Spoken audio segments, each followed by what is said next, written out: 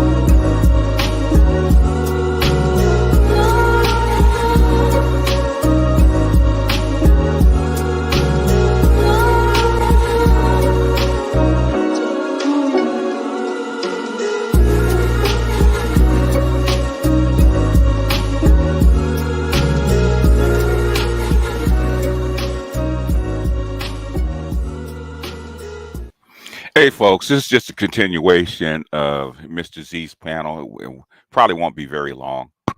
That's why I dropped the link in case Big Kev wants to come over and list out all the other reasons why Black men are not particularly attracted to white women.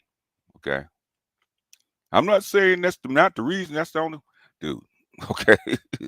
How far back do you have to go back in Black socialization, Black American socialization, to actually break down why certain things exist?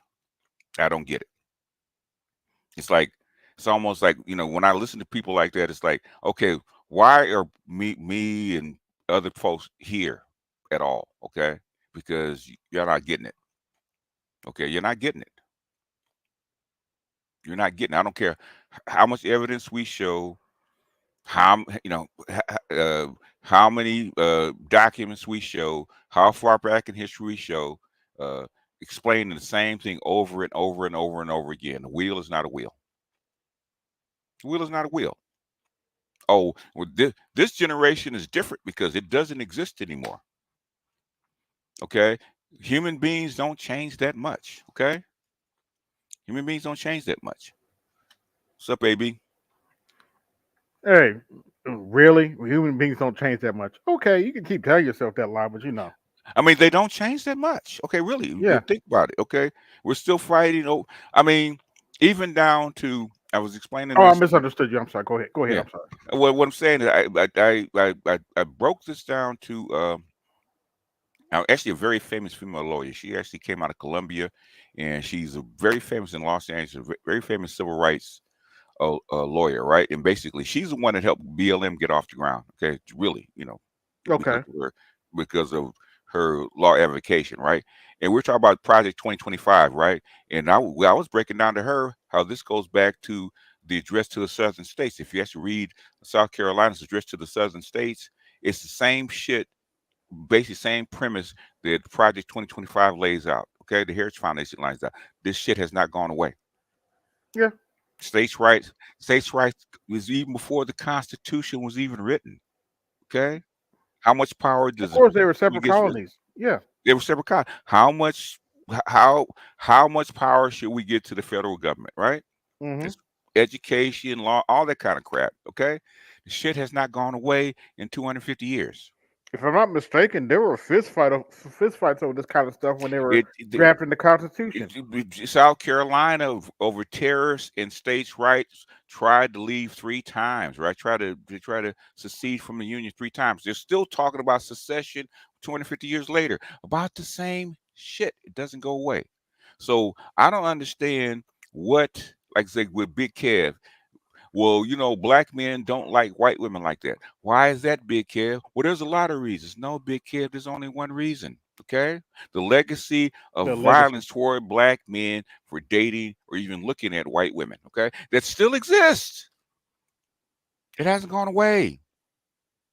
But black men are supposed to overlook all because you're born in a different era that you're supposed to overlook that and walk in this racist country and not be aware that that white woman is dangerous to you, if depending on how she wants to address you that day. Okay, Yeah. I mean it's the same thing. I mean the same thing as when I was a kid, right? Most black men do not approach white women. No. I'm not saying all. There are some that will do it, but most 90% of black men do not approach a white woman. Okay, because he's scared to. He don't want them problems. Okay, so most couples, if you see a white woman and a black man, that white woman has to make that overt move first. Okay, she has to approach Yeah. him. Now that you mentioned that, I think my nephew pointed out to me. I forget what they said. He met his wife, but Yes, I think he insinuated she came out to him. So she did. She has to. Is there occasions every now and then where where a black man approaches a white woman? Yes, and yes, normally those are very elite black men. Okay, but 90% of the time, every story I ever heard about how a white black man got with a white woman, she made not only the first move but most of the moves. She had to carry the weight of the relationship to prove to him that she was down for him. hmm, Otherwise, he wouldn't be with her because she's too dangerous to have around. We listen to Snowman every week say the exact same stuff, the stuff he has to go through because he has a white wife yeah, and the crap he has to go through, right? And how much his wife Jody has done for him, and which is the reason why he is with her. Okay, yeah. I told you my good, I got two female cousins. They're both sisters, and they married white men. yeah, And it has nothing to do with them being promiscuous or anything. I think it has to do they went to school together, probably. yeah, well, my cousin moved to North Carolina. Hmm. Him and his wife or cousin-in-law moved with my cousin, and if I'm not mistaken, they started going to a mixed church. So Yeah, yeah. Oh, yeah. They did socialization. Okay, I was like, okay. socialization. Yeah, yeah. Socialization. That did. So I didn't think it was a big deal when I saw them with white husbands. Like, okay, Yeah, if that's what you're around, they're and you learn, and basically you're taught how to socialize with white men and give the mhm. white men what they want. So they, some of them will pick you. That's an excellent commentary for years and years. Truly a legend. You are. We just and please work on a memoir. And the irony is their brother is the one I told you about that didn't like white people. Now I found out he's married to a white woman now. It, Oh it well, yeah. It said greetings, BGS and chat, watching El Guapo. Okay. Super sticker.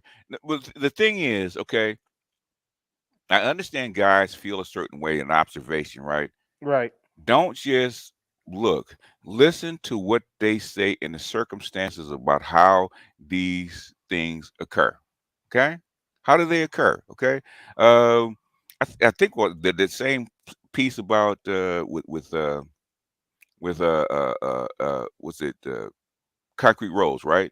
Mm-hmm. And she's talked about interracial how in where she was in Milwaukee, right, where all these black guys were dating white girls. I said, okay, why are these black guys dating white girls at that school, right? Oh, because they were letting them use the credit cards and letting them drive the cars and yada yada yada, right? I said, how come you didn't do the same thing, compete? I'm not doing all that for a black man. So Oh well. why so you're wondering how come those men date white women? Mm-hmm. It's not hard. Okay, why most black men or black men who have sons in mixed environments that Mm-hmm. date white or Latino? Okay, why do you date these women or this white woman over the black women? It's because these women are a lot nicer to us. Yes.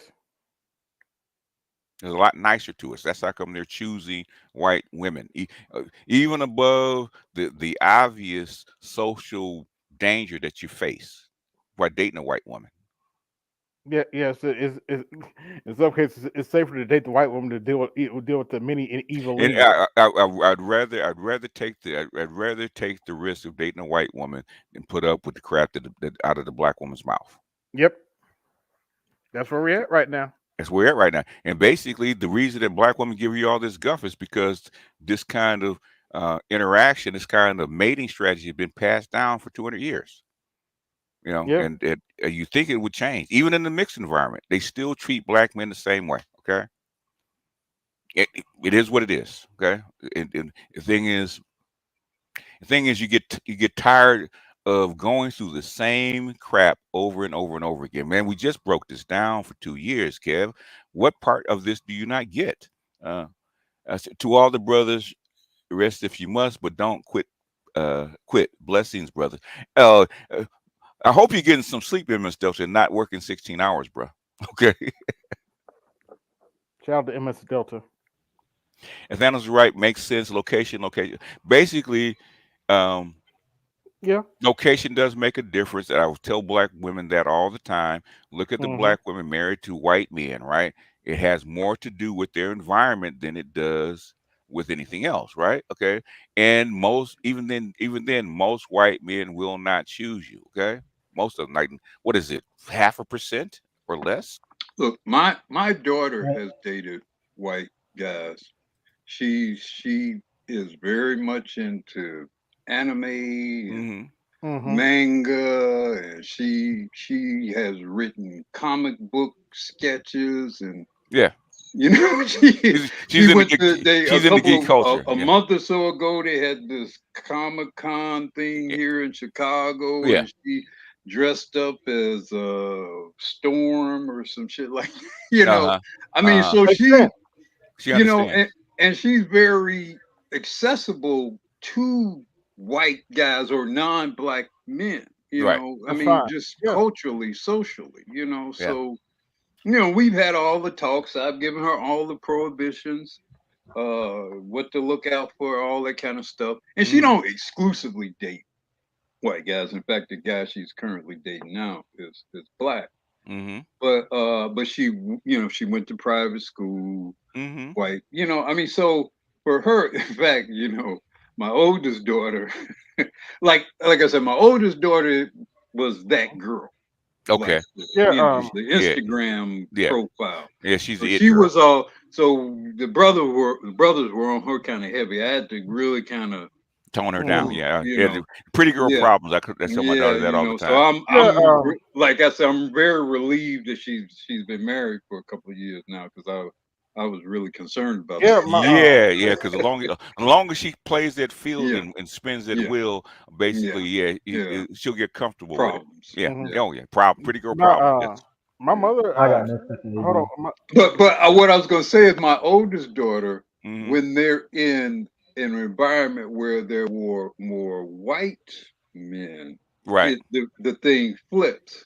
And Mm-hmm.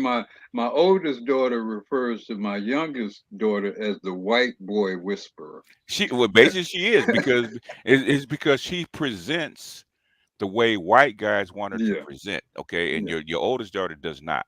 No. Okay, so naturally Yeah. they're gonna gravitate to My, what they like. Go ahead. I'm sorry. So if they my mom, somewhere around white men and they want white men to buy drinks or something like that, you know, yeah. Yeah. go get the white man. To, Yeah, yeah, at least yeah, that's yeah, the game they yeah, used to play back yeah, in yeah, the because day. she Yeah. understands she's Yeah. socializing to understand Yeah. and give white men the cues that they want. Yeah, it's not hard. Yeah, go ahead. Yeah, my mother talked to me about how she dated a few white men, and she ultimately came up to me and said I wasn't feeling it. She married my father, who's Yeah, dark skinned. So yeah, whatever. yeah. She didn't get the kind of results that she wanted. People don't realize how much social. I'm trying to get black men to actually realize how much emotional labor you actually do for black women, Hmm. Yeah. and it's not appreciated. Okay, and how we have Which is to. actually Go the ahead. worst part of it, Yes, because most brothers don't mind doing the social labor. we've been we've In been fact, socialized. most of us consider our way of expressing love is Yes, through the social labor. yes, yeah. To the And they Hmm. emotional labor. I regulate mean, other black men to Yeah. do it. so what again? We And can they barely hear you. regulate other black men to do it by shaming them for not operating in that way. How so?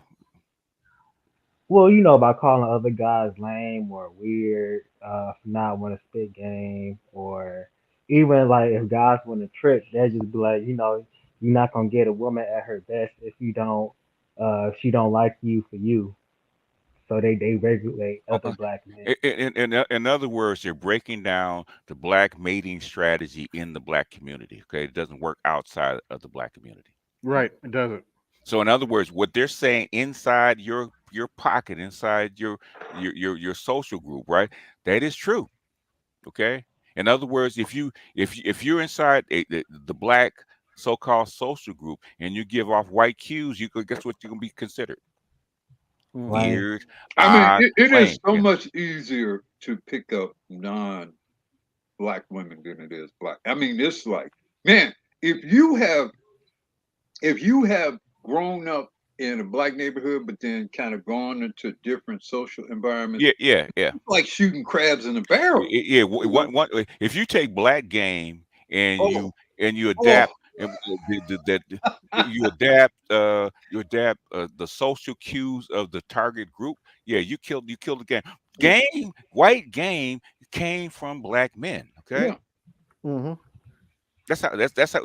all the social things that they broken down, how you touch her, how you talk to her, what kind of the jokes, all that kind of stuff, they came from black men. Yeah. The thing is they have to adapt it for a white social cues and for the white male mind. Okay, they can't get game directly from us because they're not adapted to it. Okay, No. for us, in other words, you don't have to teach a fish how to swim. Hmm. Okay, for us, game, you don't have to. Most black guys, even if we're considered lame, okay, we we have grown up learning how to swim. Okay, we can't do it as well as some other guys, but things we have learned how to swim. Okay, whereas white men are like humans trying to get in the water; they have to be I taught. mean, you'll be around white women, and Mm, you'll say something, right? and you'll be amazed at how entertained they are by it, Yes, yes. and you're just kind of being kind of casually, or you kind of say something or whatever, Hmm. and they'll be enthralled with it. It Yes, is so much easier to pick up a white woman or a Latina woman or Asian woman than it is a black woman. it is. So much easier. It is, which is why they hate on you. The men of the group hate on you. It is Yeah, because. I was noticing that when I was working at a ballpark at a Tigers game, and when I was Hmm. interacting with the white girls, Hmm. um I was just being myself. I was still like you know providing emotional labor because you know I'm selling. I had to sell like beers and water and hot dogs, so I Hmm. had to provide a level of emotional labor, but it wasn't as intense as I usually would with black women, and you know Hmm. they were just falling for it. Yeah, because they don't get it. Okay, the same thing's going on with Black American men and African women. Okay, same thing's going on over there, right? Why it's so much easier for a African American men to spit game to an African woman versus her own men. Okay, because Hmm. we have been socialized to treat women a certain way, and African men have not. So the game we think is just regular everyday game, right? Everyday just being yourself, right? And like, oh my God, you did that. It's like, oh yeah, we've been socialized to do that. But I'm trying to get black men to get out of this bubble of being called lame and whatever it is. The thing is, take knowledge and actually value what you actually bring to the table, even though your black woman tell you it's nothing. Go ahead. Yeah.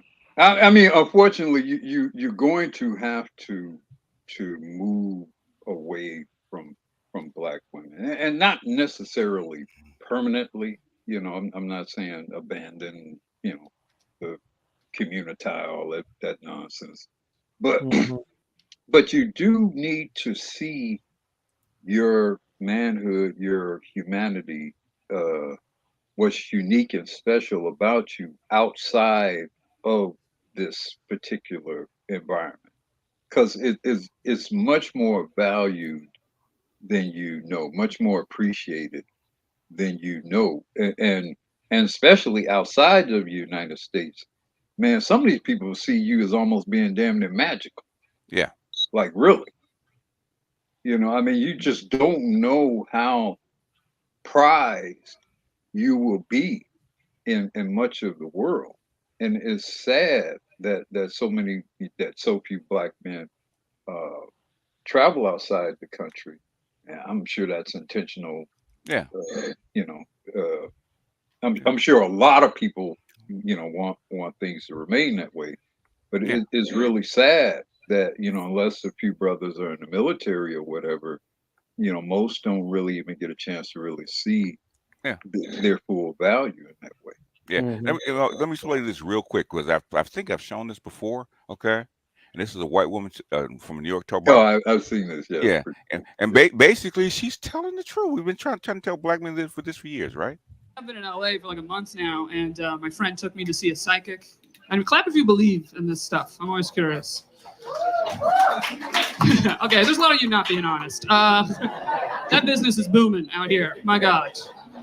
I don't really believe in that stuff, but I was like, all right, I think it'd be fun, you know? And I thought I was going to get like a really vague reading, you know? But then this guy actually gave me a lot of specifics, all right? This is what he told me. He was like, oh, I actually see you meeting someone very soon, all right? He's going to be 6'5", mixed, but not mixed like half Irish, half Italian. I mean, mixed like half white, half black, nice teeth, and you know him. I was like, I know him. He's like, yeah, you know him. You met him before. Like, I see him orbiting your circles. You definitely know this guy. I was like, I don't think I know that dude. And he was like, trust me, you know him. I was like, yeah, trust me. If I knew that dude, I'd be trying to fuck him right now. I wouldn't be here. What? I'd be at his door making something happen. Okay? I'm not shy. All right?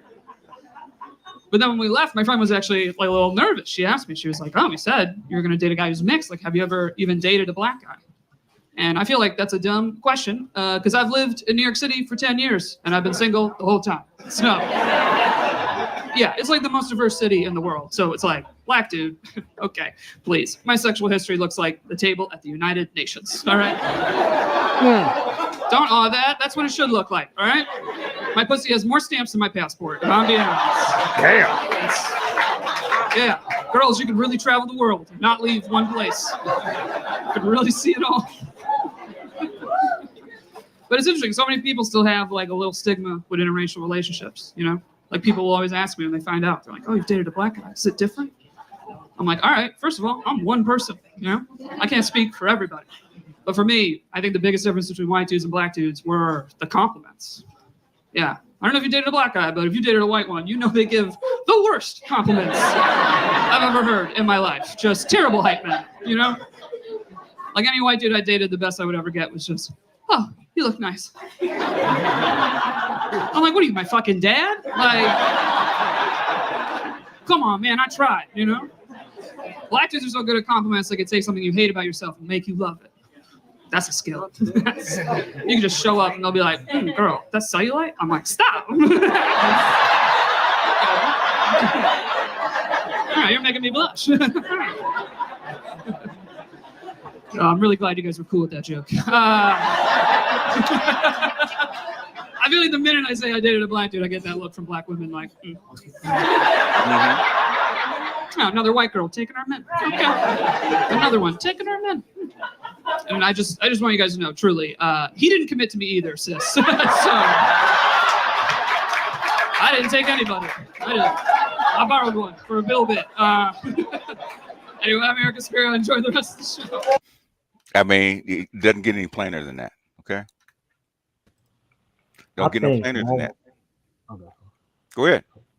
I think one way to wake black men up to know how black women really are is if they seen the statistics. It don't matter. No, that don't work, man. That don't work. That Yeah, won't when the work. silver don't strip work. is strong, I've been in this game 11 years. That shit don't work. You know why? It's because they still will not accept it. Okay.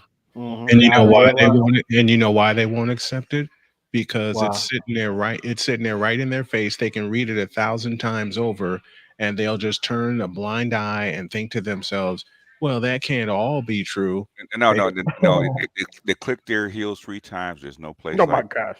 There's There's no no place like home. There's no place like home. No, I know what it is. You got to remember, you know, Ulrich probably can tell you the same thing. I was raised in a gynocracy. I know what it is. I know what We they all tell were. you, and basically, I've been in the so-called pro-black sector for the last 35, 40 years, right? Okay, Mhm. I know the pressure that they put on black men, the shaming language, the Mhm. ostracization, Sign language.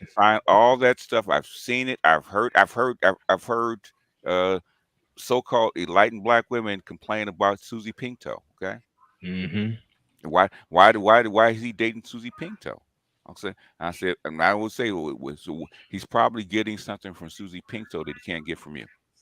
And they go, So, you know, but the thing is, this stuff is being passed down culturally, right?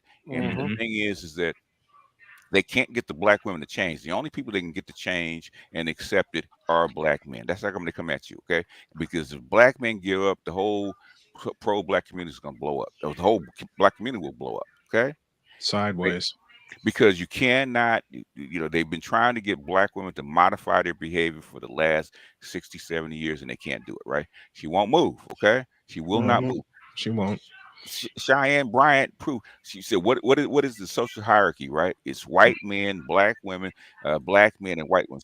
All they do is flip the place of white women and black women because that's ultimately the position or the social positioning that they think is proper. Okay, and they've been Mhm. thinking this for the last 100 years. Okay, My uh, wife even told me that like yeah, several hundred times, and I get the same questions that other black men get who date outside of their race, and I've been getting them. I've been married the past 5 years and been with Jody 6 years. yeah.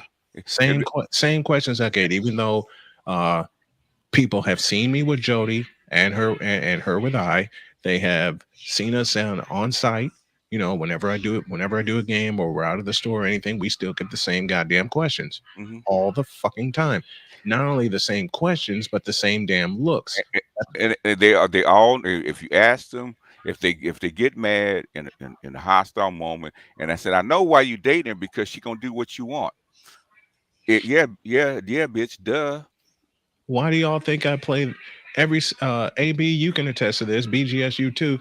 Hmm? When I'm on Saturday night, when I'm hanging out with you guys, what's the game that we always play? Just to drive the point home. It's just the right point home and the reason most they said what most black guys don't like white women because of yada yada yada. Man, I said there's really only one reason, right? Is because black men have been taught internally by The not only by history. the women, but also by the culture that Mhm. dating a white woman or being socialized with dating or married to a white woman is potentially dangerous for that man. Okay. Mm-hmm. Everybody knows it. So I said Snowman knows it. Oh, he knows I show up with a white wife. Okay, I gotta be on point. Okay. Yeah. Yes. And Jody Yeah. knows I got to be on point because I start pitching a bitch and acting a fool like a black woman would. My man is going to be in danger. Mhm. Mm-hmm. She knows it. So Why go ahead. why do I tell stories all the time and put it in the form of a game, as y'all know very well, about my adventures with Jody in North Carolina? Yeah, Mhm. exactly, I'm- exactly. You know, and the thing is what upsets me about somebody like Big Kev, right, Mhm. is that not only do we explain it to you, not only do we show it to you, not only do we actually show it to you repeatedly, which in data, stats, statistics, but also out of black women's mouths, right? Show Mhm. you how this thing evolved in history, right? But yet you came up with the same thing, man. Come on, dude. I mean, Well, it I but think Big Kev is filtering uh, his views through his hurt feelings. okay, what does he hurt You know, by? I when mean, what you he hurt by? say that, like all black women who get with or try to get white men are hoes, Yeah. that's something you say from a position of hurt feelings. That's not a logical conclusion. That's a feeling he has about black women getting with white men. That's a feeling. You know, and see, part of this, you know, when we have these conversations, we don't talk enough about how you brothers feel, Yeah. like how y'all really feel about Mhm. how white women, how black women treat y'all. How do you really feel about black women choosing white men over you? How does that? And be honest, Well, because a lot of us will say, in sort of a self-protective way, hey, it don't hurt me. Yeah. I don't care. Yeah. We'll do Mhm. all this self-protective stuff. And while I understand it, I also think it contributes to the problem because it blinds you to addressing a lot of the issues. You know, Yes. when you try to pretend it's not, you're not really hurt, it's not a real thing, you don't make the very best decisions for yourself. You don't see things clearly, you know. And Mhm. look, I think you have to deal with the fact that you feel a certain type of way about that. Yes. Yeah. You know when it crystallized for me, two moments. A, when I met Jody, and before that, when I moved out of my mother's house in 2014. Yeah. After her attitude flipped after Pops died. Ooh, Oh man. shit. Right. My Wait, dad died in 2007 and, due to prostate cancer. and finally, this is my house. I can act the way I want to act. Yep. Yep. Mm-hmm. It's an Oh boy. immediate leaf Yes. flipped. Yes. And immediately flipped. Because And it was I always knew been it. there. You discover a lot of treachery Mm-hmm. when you know. Man, I that's mean, an yeah. Go ahead, understatement. but go ahead. I'm sorry to interrupt. That's an understatement. I can tell y'all from living with my mom off and on from 2011 to 2014. Because after Pops died, I was living in Gary, Indiana at the time. Stayed there till 2011, and then the job snafu happened, and I had to move back home. The Mm-hmm. moment I set foot in that house, I was in trouble, Yeah. Mhm. and a part of me knew it. Mm-hmm. You feel it. You can A feel it. part of me felt it. I was separated from my nephew. I wasn't allowed to take him out to baseball games or anything unless I was taking him to practice Mm-hmm. or running errands for him. I was of no use. Yes. My mom and my sister had their hands out all the fucking time. Yes. What are Wow. you gonna do? What are you gonna do to live in this house? Then I crept upstairs and just kept the noise out of my head. But you can only keep the noise out of your head for so So long. long. Yeah. Yeah. Oh yeah. Yeah. Because and the all right, here's the biggest part of it. When I was the voice of Trinity International, it Mm-hmm. required me to travel. Mm-hmm. Because it was college football, it was college basketball, and it was college baseball. At the base, I was getting a salary, and then I got a bonus for every game that I did. Mm. I tried my damnedest for a year and a half to hide the fact that I was the voice of Trinity International. Oh yeah. I lied to my mother. I lied my ass off to not only to my mother, Mm-hmm. but to my sister as well Mm-hmm. about where I was going every Saturday and why sometimes I had to leave on Friday nights Mm-hmm. to go catch the team bus when we were heading out of town. Mm-hmm. Yeah, that didn't last very long because as soon as I came home, there was a check waiting for me from the original producer of the broadcast until he Okay. handed it over to me. And Okay. then the original rights were with Trinity International. But Mhm. Tom, the person who handed me the job in 2011, would pay me, but then he told me, I think TIU can pay you more. And plus I signed a 3-year deal with Robert Morris. Let me engineer the same 3-year deal for you, which Okay. he did. Unfortunately, the wrong person found out before I could get back in the house. Okay. Yep. I was doing a game for Whitney Young, and I came back, and there's a check for waiting for me. I went to grab it. Guess who was waiting? Yep. What you gonna do with all that money? Exactly. Yeah. So when are you gonna and it started? So when are you gonna pay me rent? When are you gonna pay this bill? When are you gonna pay that bill? Yep. And in essence, I grabbed that check and stormed out of the house, as if to say, you know what? Bite me. I'm sick and tired of playing your game. Yeah. And every time I responded that way, the sign language came in. Oh yeah. And in full. And it took me so long. It took me to meeting Jody to let all this out. And on top of that, gentlemen, you speaking to a person who was a parent. And you're gonna have to give me a break and a pause in a minute so I can read the super chats. But go ahead. Go for it. Go for it. All right, brothers. So many battles to fight. We can't fight Klingons all the time. Unfortunately, we don't have that luxury. No, black men being the unpaid interns of emotional labor. I'm trying to get you guys not to be unpaid interns. Okay, Black Guru is absolutely correct. I live on the West Coast. PNW is astounding how natural non-black women love black men's energy. That's very true. Okay. It's so true. This is one of the to Snowman's point. This is one of the reasons why I don't always advertise that I can build websites, because if you go to some black people, they're like, they want free labor. Yeah, they want me to maintain this server for free, and I'm not doing that. That's why I stopped repairing computers and softwares, because they want free labor. She's speaking to our male relationship emotional labor. Yep. That's why I stopped. That's why I stopped doing. That's why I stopped asking black businesses for sponsorships. Yeah, they want to. Yeah, that's they want the hookup. They want to hook up. Yeah, Susie. Yes, it meant still to Susie Pinto. That's an old black female term for white women. Okay, it is. My grandmother used it. Yeah. Oh yeah. It's very old. I don't think you have to leave black women alone as much as black American women.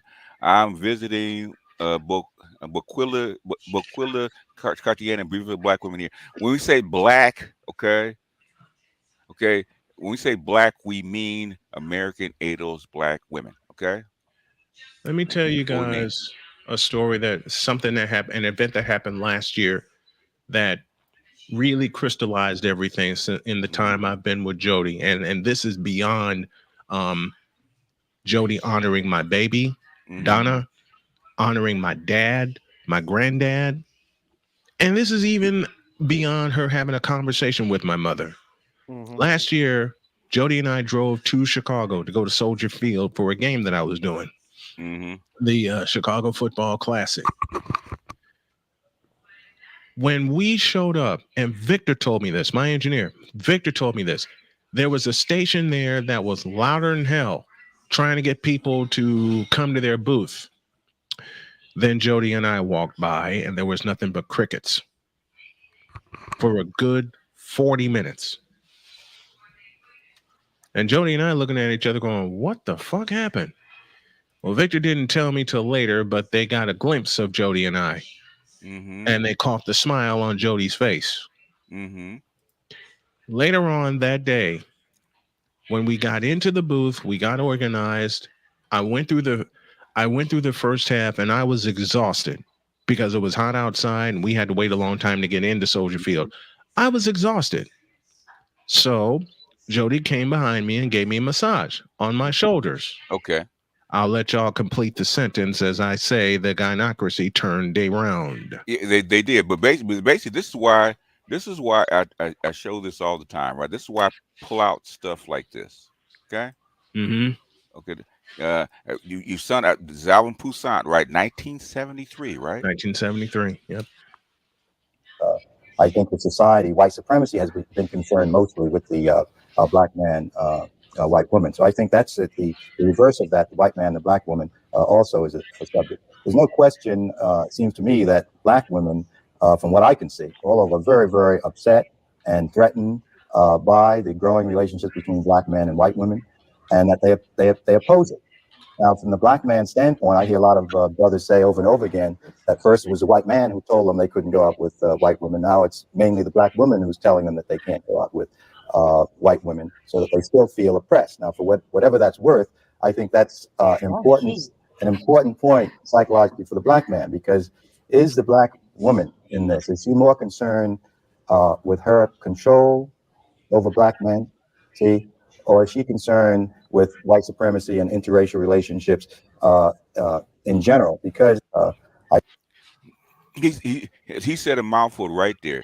Are black women more concerned of white supremacy and racism, or their control over black men? I can give you that answer from experience. It's the latter. It's the latter. Yeah. And I was born in 1972. I really didn't get to feel those words that he said until I went away to college in 1990. 18 years old, and I wasn't going to U of I Circle, which is where my mother wanted me to go. I didn't go to Chicago State, which is where my mother wanted me to go. I followed my dad's advice and he simply said, follow your heart. Yeah.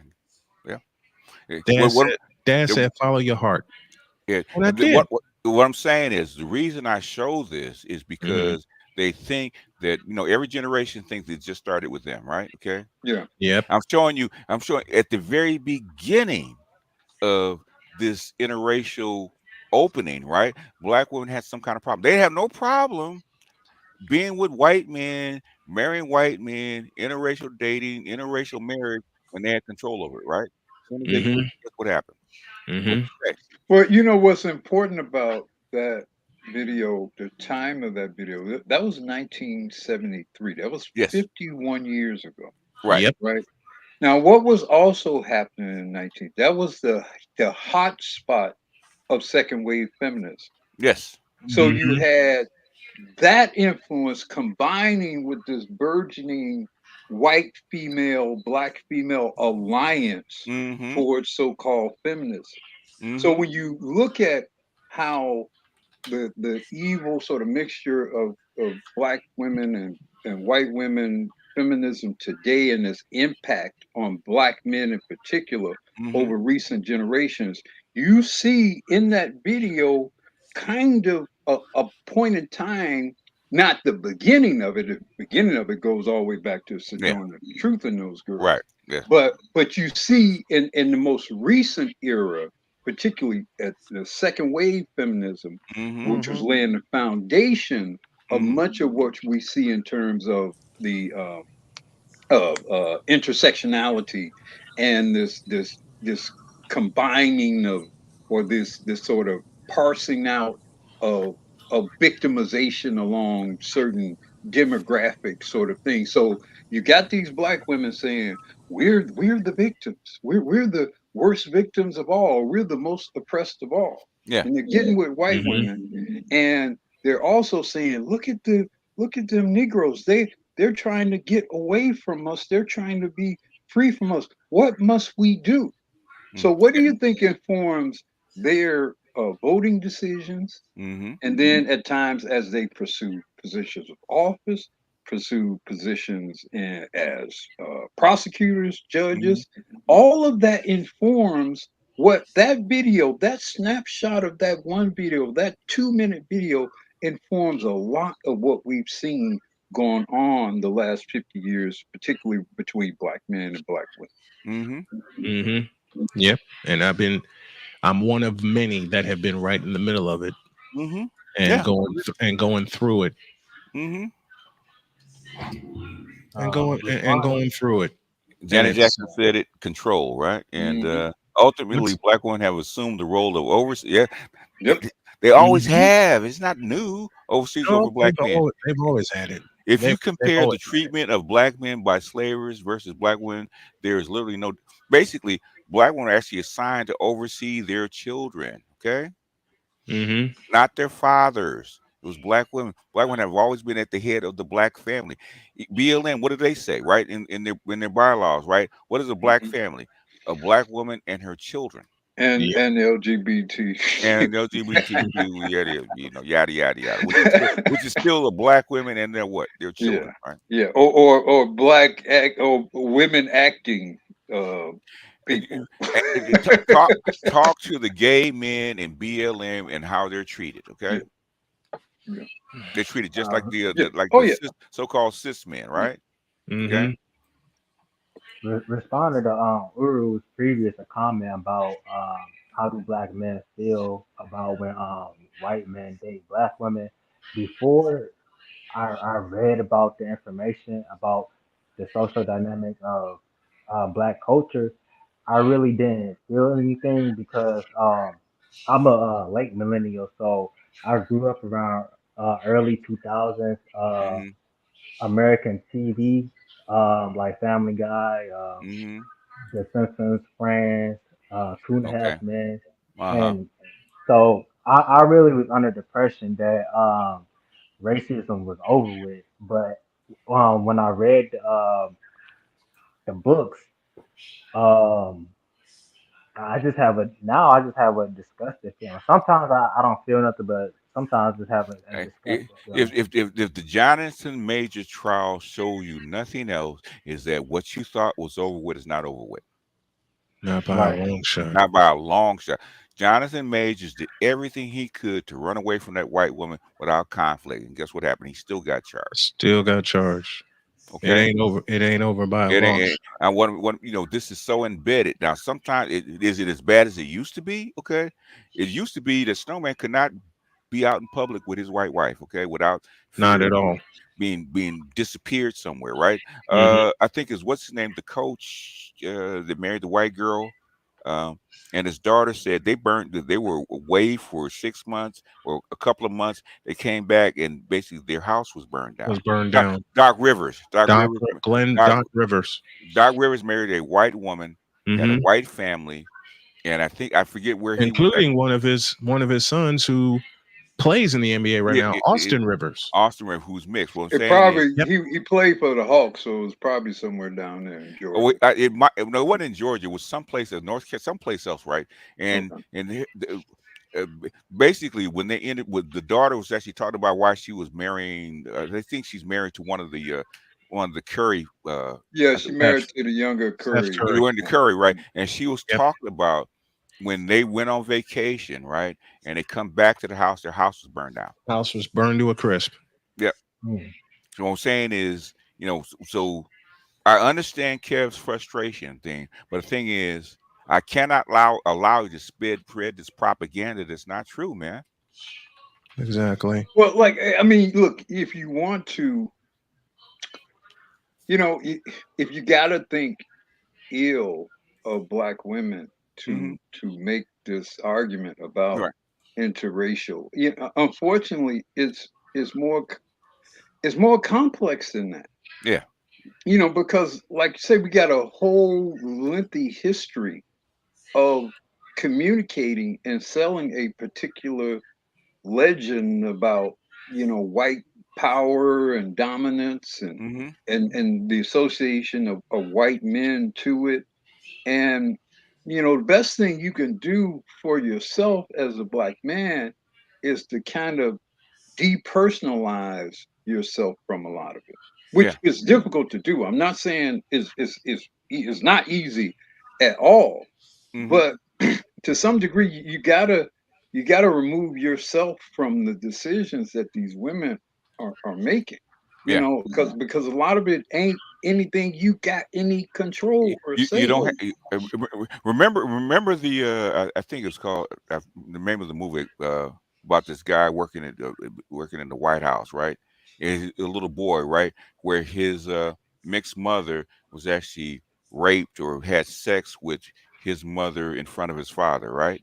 And his father just came to address the guy and got shot, got a bullet in his head, right? Hmm. Black men has never had any power to stop white men from taking whatever they wanted, right? Okay, and my mentor always tells me the story, right? About a sharecropper working land, right? And the white landowner is walking out of his house, pulling up his pants to pat him on the shoulder, good pussy. Okay, have been socialized to not be upset when a black woman is with a white man. Okay, And here, at but least you did it voluntarily. That's we, the way we look at it. but let's expand on how things are, because Hmm. a lot of times when you hear an example of that you describe, Hmm. and you think, well, okay, how come this brother couldn't protect his woman from this white man? Now, let's be honest. If it was mano a mano, Yes. that brother could probably defeat that white man, protect his Wipe the wife floor with him. killed. Yes. However, if he does that, he's probably condemned his whole family. He either got Yep. to be with his family that night, Uh-huh. you know, or surrender himself Yes. to these white people when he's very likely going to get lynched or burned or Or, whatever. if But if it if don't you end with just him and that white man. That was the issue. The Yeah. issue was not whether an individual black man could protect himself from an individual white man. It was protect his wife from an individual white man. It was the greater power structure of white people that was going to destroy what he had, even after he defended himself. and if they killed him, okay, and everybody knows it, the woman knows it, the kids know it, and he knows they done. if they kill that man and there's no man to protect that family, what's going to happen to the family? They're done. So he has to eat it. Where do you think the where that stepchild came from?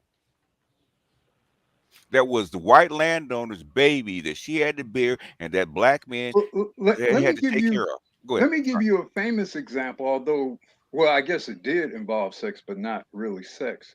Mm-hmm. How did they get Emmett Till? Yeah.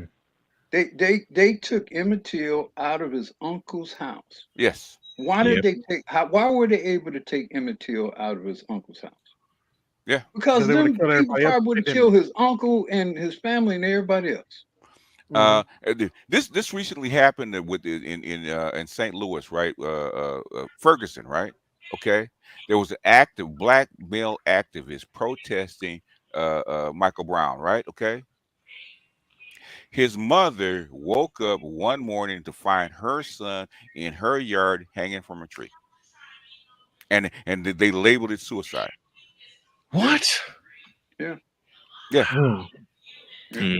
That's how all those protesters. They killed off all those dudes. They killed them, all those dudes. They're found hung. They're found burned up in cars and all kinds of crazy stuff. All kind of crazy stuff. The thing is, I understand, brothers. Man, you've been taught, like Nate. You've been taught that racism doesn't exist anymore. We're in a post-racial society, right?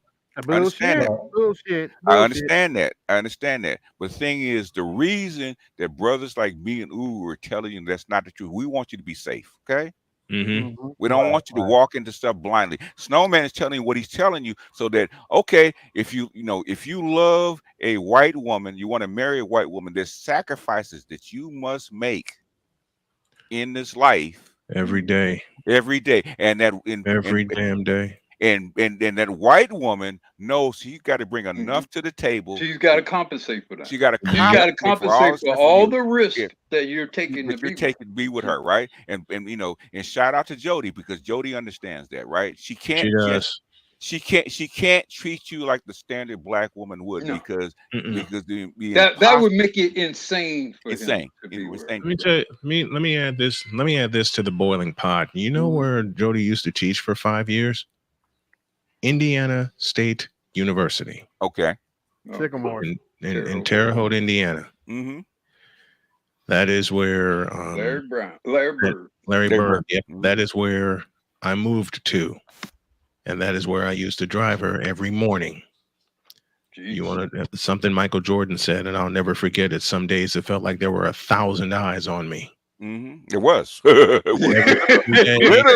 They were in trees and everything. Hey, Snowman, you probably missed a few.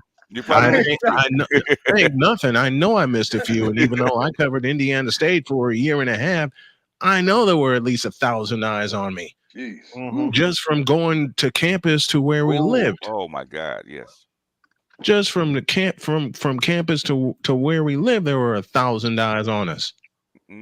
Y'all know who that fella is with that girl? The white girl. They probably running all kinds of there has to be this extraordinary excuse why this white woman would accept this black man. There's got to be all kinds of say that I broke.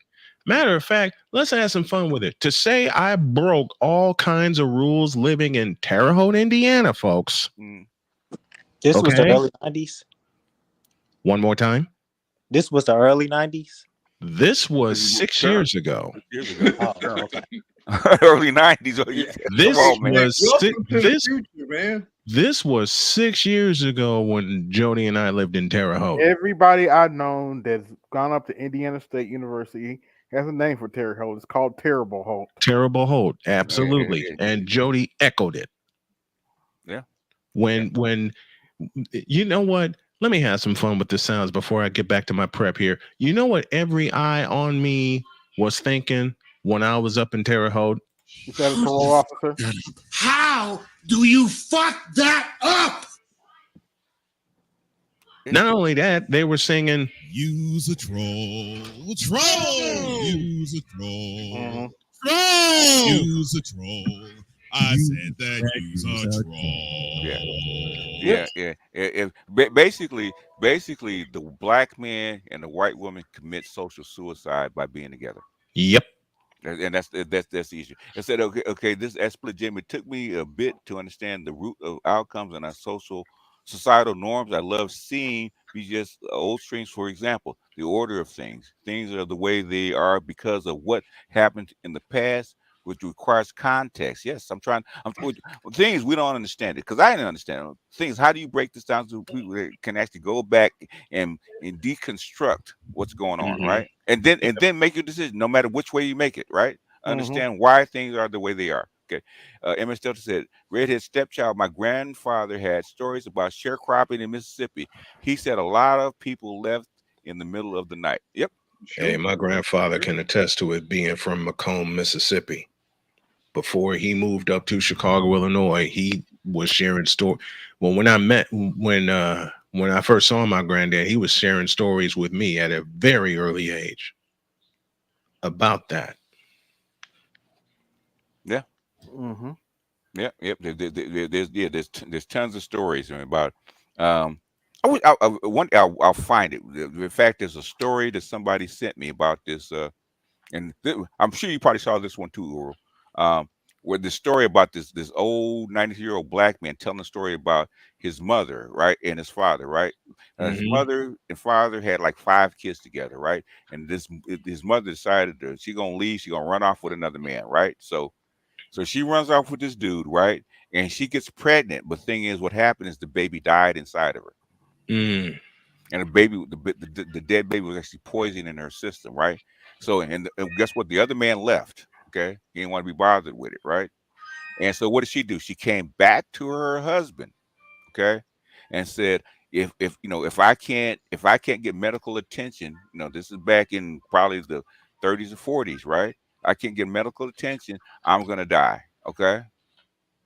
And so because he's got 5 kids and no wife and nobody take care of these kids, he made a deal, right? So he went to the landowner and said, hey, my wife needs medical attention. You need to go to the hospital because this baby has died in her. Okay. And she needs to have an operation to get this baby out. And what the white man said, okay, I'll do you this. He said, your oldest son, he's in 6th grade. You don't need to be in school no way. Okay. So if you take him out of school and give him to me, I'll go ahead and basically send her to the hospital, send her to the doctor. Okay. So this black boy had to give up his education and go work for a white man because his father cut a deal to save his mother's life. And this happens all the time. We can tell you this shit used to happen all the time. I mean, guess who doesn't get credit for the sacrifice? Okay, we're the most educated. We're the yada. You never hear that part in The Color Purple, do you? No, you don't. And never will. And never will. Just like Paul said, my mentor tells the story of ride on a school bus in Mississippi. This white man gets on the bus and says, I want all my hands to get off the bus and work in my field. And then all of a sudden she was alone on the bus. This is very common. But thing is, but all of a sudden, but black men with these big ogres and these patriarchs that abuse black women and basically done all this kind of stuff to black women, blah, blah, blah. And they never done anything for black women except abuse this. And black men have sacrificed for this goddamn black community and these black kids and this black family and this black woman for hundreds of years. And black, and I said, a young black man, you should be tired of this shit. Don't do this shit no more. Okay. You've sacrificed enough. If they don't appreciate your sacrifice, go someplace else. And this is coming from a very pro-black Pan-Africanist. Okay. Very pro-black, extremely pro-black. I don't blame you for leaving. Okay.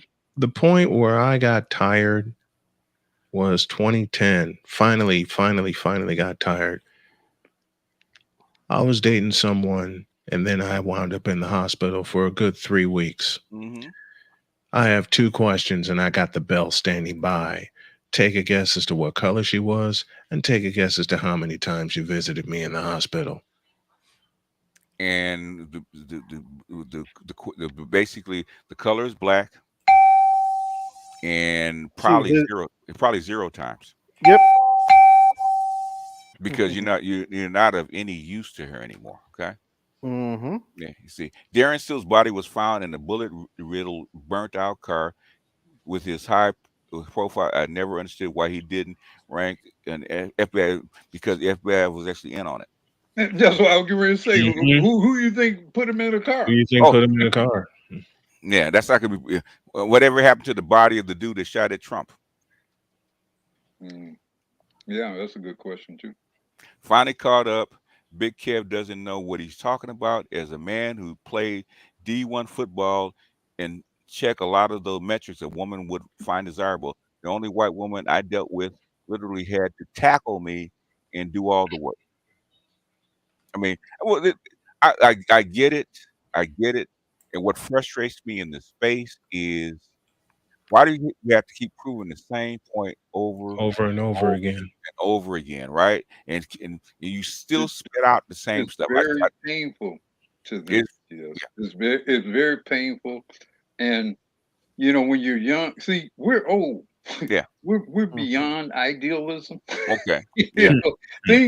The part of the problem with getting old is you can't pretend. No, you can't pretend. No, you don't have the energy. Reality is just too real for us. Yeah. So I think a lot of what you deal energy with on these issues is the hurt feelings associated with the reality. Yeah. Mm-hmm. Yeah, and I offered him to come over here because he said he had a whole list of things about stuff. I said, I offered him to come over here and explain to me the whole list, go through the whole list that you're talking about, and he didn't. So. But look, I understand the hurt feelings because I was young once too, and I had all the fantasies. I thought black women, were the most wonderful thing ever that was created. So I know where all the disappointment. I know where the disappointment comes from. Yeah, I think it's valid. It's real. It's natural. Most men want to be, like the studies say, most men choose the women of their group first. Yes, first. Yeah, they do. So it's natural there would be hurt feelings towards treachery. And the thing is, what goes off in the back of your mind is, if most black women feel this way about me, what does my mother feel about me? That's the scary part. That's the really scary part. But you think so basically I was like your plan B or plan C. You never really, I wasn't really as important. I was never important as your first. As I thought I was, it's a hurtful thing. In other words, the only reason I'm with you is because I couldn't get what I really wanted. Exactly. Yeah. Exactly. And then also now I'm thinking about all kinds of thoughts about, when we've been around white men and, just a lot of things you don't necessarily want to think about, when you start replaying your life experiences and you start thinking, so this was not really what you wanted, or you really actually wanted this with him. And so all this money I've spent and all this time I've invested and everything I've done for you and these children. And I was all just some sort of secondary or tertiary plan that I wasn't really, it's a hurtful thing. I understand why a lot of young black men struggle. So I do. Yeah. Whereas previous generations, like in the 20s and 30s, coming out of Jim Crow, they knew what it was. Okay. Yeah. But the thing is, There was a very pragmatic reason that they did what they did. It was Okay, very survival. it's survival. It was survival. Yeah, Yeah. and they Yeah. knew it. Okay, I know that she could get a white man to marry her and uplift her. She would take him. Okay, Yeah. but the thing In a is, minute. she can't. But the thing is, for this family to actually move forward, I have to do this. I have to sacrifice myself. Yeah. Yeah, the thing is that us young black men, we're searching for something that doesn't exist and something that we never seen before. Like when I talk to my peers, they be saying, they want that 90s love, or they want the love that black people had in the 40s and 50s, They don't and know it, nothing. I They know think nothing Love about it. was They a don't know baby nothing face. about it. There was like some baby face Yeah, concoctions and some yeah. songs, man. yeah. That never was what I mean, because also we also had like Waiting to Exhale Yeah, and How Stella Got a Groove back in groove back. Yeah. the 90s. Oh Jesus. So even the 90s weren't, was that song, Jesus. was that Billy Joel song? The good old days weren't all so good. What Yeah. weren't all good. Tomorrow ain't as bad as it seems. Tomorrow, the Only the Good Die Young is the title. I think that's the Yeah, title. let me put this in Yeah. perspective for you.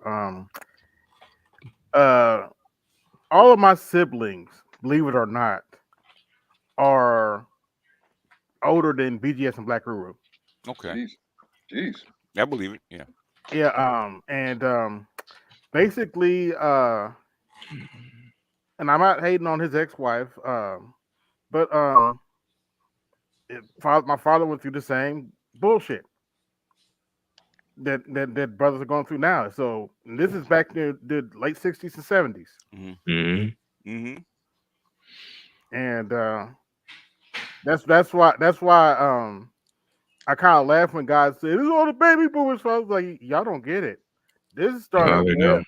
this started before some of them were born. Yes. And they won't get it either. They'll get it because they have to go through it. They'll get it. They will get it. Now, You know what? You're right, because I had to go through it until now, when now, I found my forever. I had to go through it. don't get me wrong. I had nothing against my dad's ex-wife. She always treated me kindly, and I helped the family bury her when she passed. So, but Mhm. her and my father fell out, and it was kind of over. It was over the same stuff. He didn't want to do mail for the rest of his life, so he started working for an insurance company and went into Yeah. computers. Yeah. And Yeah. it wasn't really her. From what my mother told me, it wasn't really her. Her family, disagreed with that and thought he could have been an electrician or something, kind of doing that same, hard labor work. But Yeah. And that happens. In fact, Been there. in fact, somebody's telling me this about one of Theo's students, right? Mm-hmm. He's gone through the process. He's Mhm. learned the material, right? He's excelled at the material, and he's taken he's taken the interviews. He's done well, but things he doesn't want to do it. Why? Because his women in his family don't want him to do it.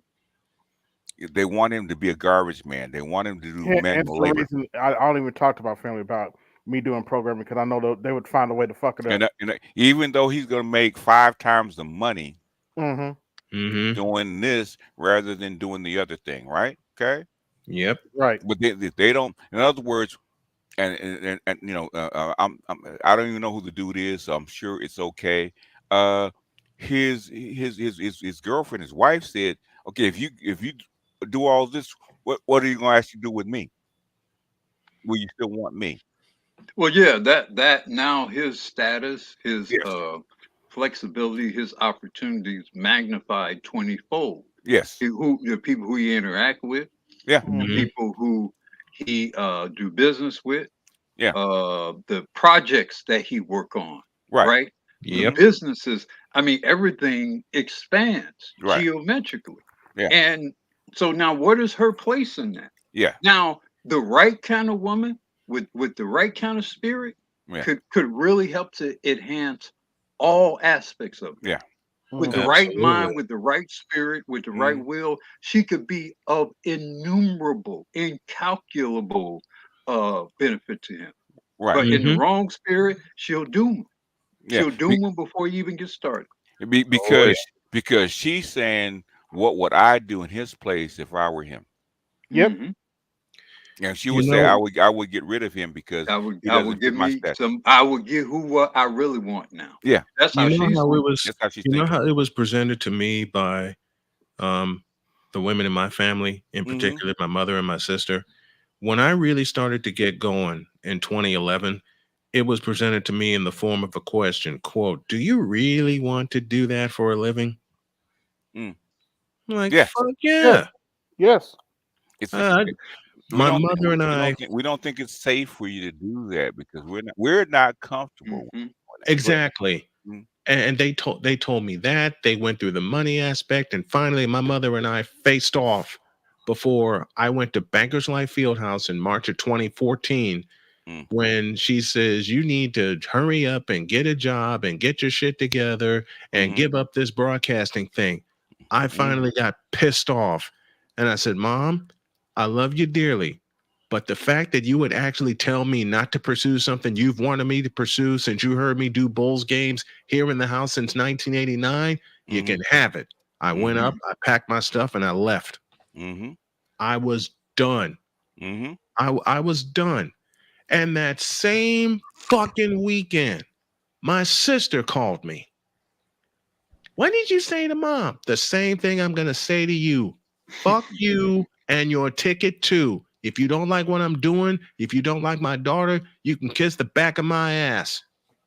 And that was one of two times I said that to her. The second time was when mom died. Mm. When Okay. she was saying, when my sister was saying all kinds of shit, when Jody and I were in Crown Point, Indiana, "You're Mm. not going to get any money, so why are you coming up here?" I Mm. went the fuck off. Mm. Okay. Yep. For once in my life, I stood up to my sister and I went the fuck off. That's gynocracy, sir. Gentlemen, please listen to and talk to your fathers and grandfathers. They got they have Ain't that the Oh truth? yeah. story. Oh, they got Because story. dad and Tiny, my grandfather was educating me. And on that note, I got Colorado, I do too. Nebraska. I gotta go get something for dinner. Yeah, Yeah. we're gonna end. Yeah, we're gonna end in a few minutes Yeah, anyway. and I'll be on later. Don't worry. Let me throw the link in the chat for my game tonight. It's Colorado, it's Nebraska, and I'll be up at 7:15 Eastern time. Okay. All right. Cool. Cool. I'll be on Uh, at 10:30 right Eastern there. time. All Okay. right. A fellow former D1 student athlete, the white women that came checking for me would overhear black women talking down on me and reverse dirty Mac. And yes, they Make it so easy. they make it so easy. They make it so easy. They have no, because they don't really value black men really, or respect Uh, black uh, men. They don't even have it in them to properly even guard themselves competitive. no. Because if you value something and if you fear losing something, you won't make it easy for your enemy to take it from you. They think that they own you, okay? And they have the right to treat you the way they want to treat you, okay? They think they own you, and they think that you should take it and you should put up with their stuff and their disrespect and their verbal abuses because you're supposed to, right? Hmm. Yeah. Yeah, I mean, and the only chance you like, my view, the only chance you have to at least begin to properly respect yourself, I think you have to put yourself around other people, Yeah. different people, so you more clearly see I mean, look, we all should have our own internal sense of self-worth. Everything starts from there. But you also have to position yourself to get positive feedback, Yeah. to get and well, to get fair feedback, because some of the feedback you may be negative or maybe some criticism. That's okay too. But black men are so gifted with so many different things. To have almost none of it be Recognize. celebrated They recognize. and Recognize. Yeah. recognized, and then to go all of your productive life and years as a protector and as a builder and doing so many wonderful things, and for people to just assume you're just supposed to do it Yeah. without any recognition, that's not how the world works And, outside of the Black community, gentlemen. and That's it's not not how how the world works. that's not how they work. Okay. Yeah, They yeah. want recognition for what they For do, everything they do. for everything they Yeah. do. Yep. You Yep. know, so I just say get out of this dysfunctional environment and take some young men and boys with you. Yes. You Yeah. know, share your knowledge. I mean, I think the very best thing that you men will ever do is to share this knowledge and guidance with some Black boys before they make all the mistakes that we made. You know, but help prepare them, provide them with the foundation, help them to get the passports and all of that. Take Yeah. them with you when you go Yeah. overseas. You know, Yeah. help them to see themselves as a citizen of the world, not just as some damn stooge in this American gynocratic pyramid scheme. Yeah. And stop That being stop being a footstool. Okay. you know, Yeah. but yeah, I mean, it's sad, but you are going to have some hurt feelings, and you are going to feel a certain kind of way about the betrayal, Mm-hmm. and it's okay to feel a certain kind of way about the You betrayal. get over You should be hurt. you You get should feel betrayed. You should have some sore feelings about what's been done. that's where the red pill rage comes in these particular uh, Yeah, environments, right? That's where it comes from. I said, let me yeah. read this real quick. Facts: I recently had to step up against the gynocracy in my family. Females pushing my nephew to go to trades and not to Morehouse College. I told them, don't worry about it. I will pay the tuition. Thank God. Thank God. Yeah. Thank God you can do that. Yeah, that's true. Yeah. I mean, but and thank God you're there to Mhm. provide him with that guidance. Yes. Yeah.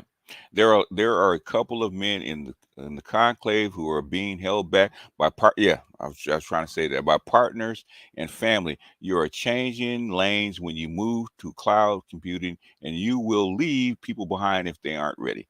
That's what You they're have afraid to. of. You I have I, to. I don't even know who the brother is. You know, I don't really want to know his name. Well, the thing is that's quite common because the shit has happened to me. Okay. They will sabotage your success, your advancement because they of the fear of them being left behind. Well, look, They and all I do. mean, and the thing is, I mean, you're moving in a direction in which they literally have no control, Control over. no influence, Yeah. they have no way of in any way they can affect you economically. Yeah. They will definitely lose you socially in Yeah. that environment. You become something that is impervious to them, Yeah. and they are very fearful of Black men Oh being man, impervious. my Yeah, fiance, man, we used to talk about money and stuff like that because she was into IT, right? She was going to school for it, right? hmm And she kept fucking with. I said, you know what? Let me go back to school and try to get my engineering degree, right? Talk about the The sabotage. sabotage, yeah. The sat Everything. It was the kids. I did this, the money. the I can money. imagine Oh all man, the you're not yeah, yeah, you're not here servicing me, yada yeah. yada yada Taking yada. care of your duties, your Yeah, family yep, duties. You're yep, distracted. yep, You're so hostile yep, because you're trying to focus on doing your studies. So now yep, you're yep, hostile. yep, You don't care nothing about us, and we're all human. yeah, And especially when you're young, you don't totally understand you're being sabotaged, or yeah. you can't believe really that You can't believe they're being that you're being that sabotaged. you're being sabotaged. You actually believe all the shit she's telling you. Yeah, You know, yeah, Hey, you black, hey, believe that black. it's real and fair. yeah. But when you take a step back from it, it's all sabotage. It's all sabotage. And when you actually understand why she sabotaged you, then it makes sense. Okay. hmm Hey, black. Well, Very. the thing is that right there, what you just said is key. Cause for a long time, I got introduced to this channel. What's how you doing, BGS? It's been a Hey, while. what's going on? I got introduced to this whole red pill black manosphere thing back in 2017. And at the time, I was like, nah, it can't be. It was a whole lot of what you call it, moments. You connecting things, but you in disbelief. Yeah. So I had to run away. You know, I spent like 6 months, and I was like, nah, this is too. This, you know, It can't be real what they're telling me, right? It's black. You were Neo throwing up. Throwing up. Yeah. I don't believe it. Nebuchadnezzar, he was like, "Oh shit, I can't believe it. He's gonna pop." Exactly. In the real world. So when I got towards the end of the year, you know, I was like, man, I'm gonna just go out here and just improve my life, and you know, maybe things will change. And then I remember BGS used to say something back in the day. He would say, "You can't alpha male your way out of this shit." And that's when I finally realized, oh shit, since day one. Yeah. Everything has been set up against me. No, this isn't me trying to play victim card or woe is me. No, I'm a strong person. You ask anybody that know me, Malik ain't, you know, Sauron ain't, you know, somebody that's weak. But at the same time, it's like I can't alpha male my way out of it. The gynocrats, the way people around me gaslit me into thinking a certain type of way. It was a whole lot of stuff I had to undo. So the whole system is geared toward keeping you in a certain place. And the few guys that do escape, okay, the very few that do escape, okay, it's luck, you know, it's a combination of luck, talent, and opportunity, right? All three. There's plenty of guys that had talent, and plenty of guys that were lucky and that actually didn't make it out. Okay, lots of emphasis on luck. Yeah. No, yeah, right. I mean, and even that's precarious because, you know, again, the system definitely needs men, black men in particular, be in a particular position. So, you know, part of, you know, it's one thing to get to a place, is a whole other thing to stay there. Staying there is a mother, you know, and here's the thing too. Once you get to a certain level, brothers, folks know who you are. Yeah. You know, you don't, at a certain level, you can't hide. So then it's only a matter of circumstances in which you could be potentially compromised. Yeah. I mean, basically, what you know, now, what's her name? Nina Turner would have never had said that 3 or 4 years ago, right? Okay. She admits the Democratic Party emasculates black men. Point blank, period. The same shit we have been saying for the last 10, 15 years. She said it in one, in like a 2-minute statement. Okay. What was that name again? BGS? Yeah, that's. I'll actually play it for you because I actually made a clip out of it. Okay. I do save these things. Okay. I'll actually play it for you, coming out of her own mouth. Right. She just recently said it at the DNC. Okay. I'll actually play it for you. Okay. Okay. In the meantime, Black Guru. Huru, you are correct, sir. In terms of visibility, once you get to a level, you cannot hide. And things guys don't realize once you get to a certain level too is it's not like things change, right? So let's say if you're like a 6-figure guy, multi-millionaire, that doesn't mean that you're gonna consistently hit those benchmarks year in and year out. Yeah. You know what I mean? So you definitely have to, you know, work to stay in that position or to move up, you know. Well, you have to work to protect yourself, and it isn't, you know, it is important for you to learn and know who are watching you and why. And why? I believe very much in hiring, for example, a private investigator every now and then. I believe in it. I do. Hey, it's what Guru is calling air tag. Okay. Exactly. You know. So I mean, getting and I did that for my best friend before he died with his wife. We're actually going to look it up. I said, do you actually really want to know? Before we do this, do you really want to know? Yeah. I want to add on to the level thing, but after the clip. Let me play the clip, okay? This is Nina Turner, right?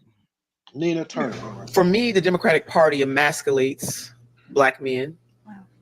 And I think Hispanic men probably feel the same way. And I say this because they weaponize identity. When and where we enter, who we are, how we identify is important to who we are, just like our fingerprints.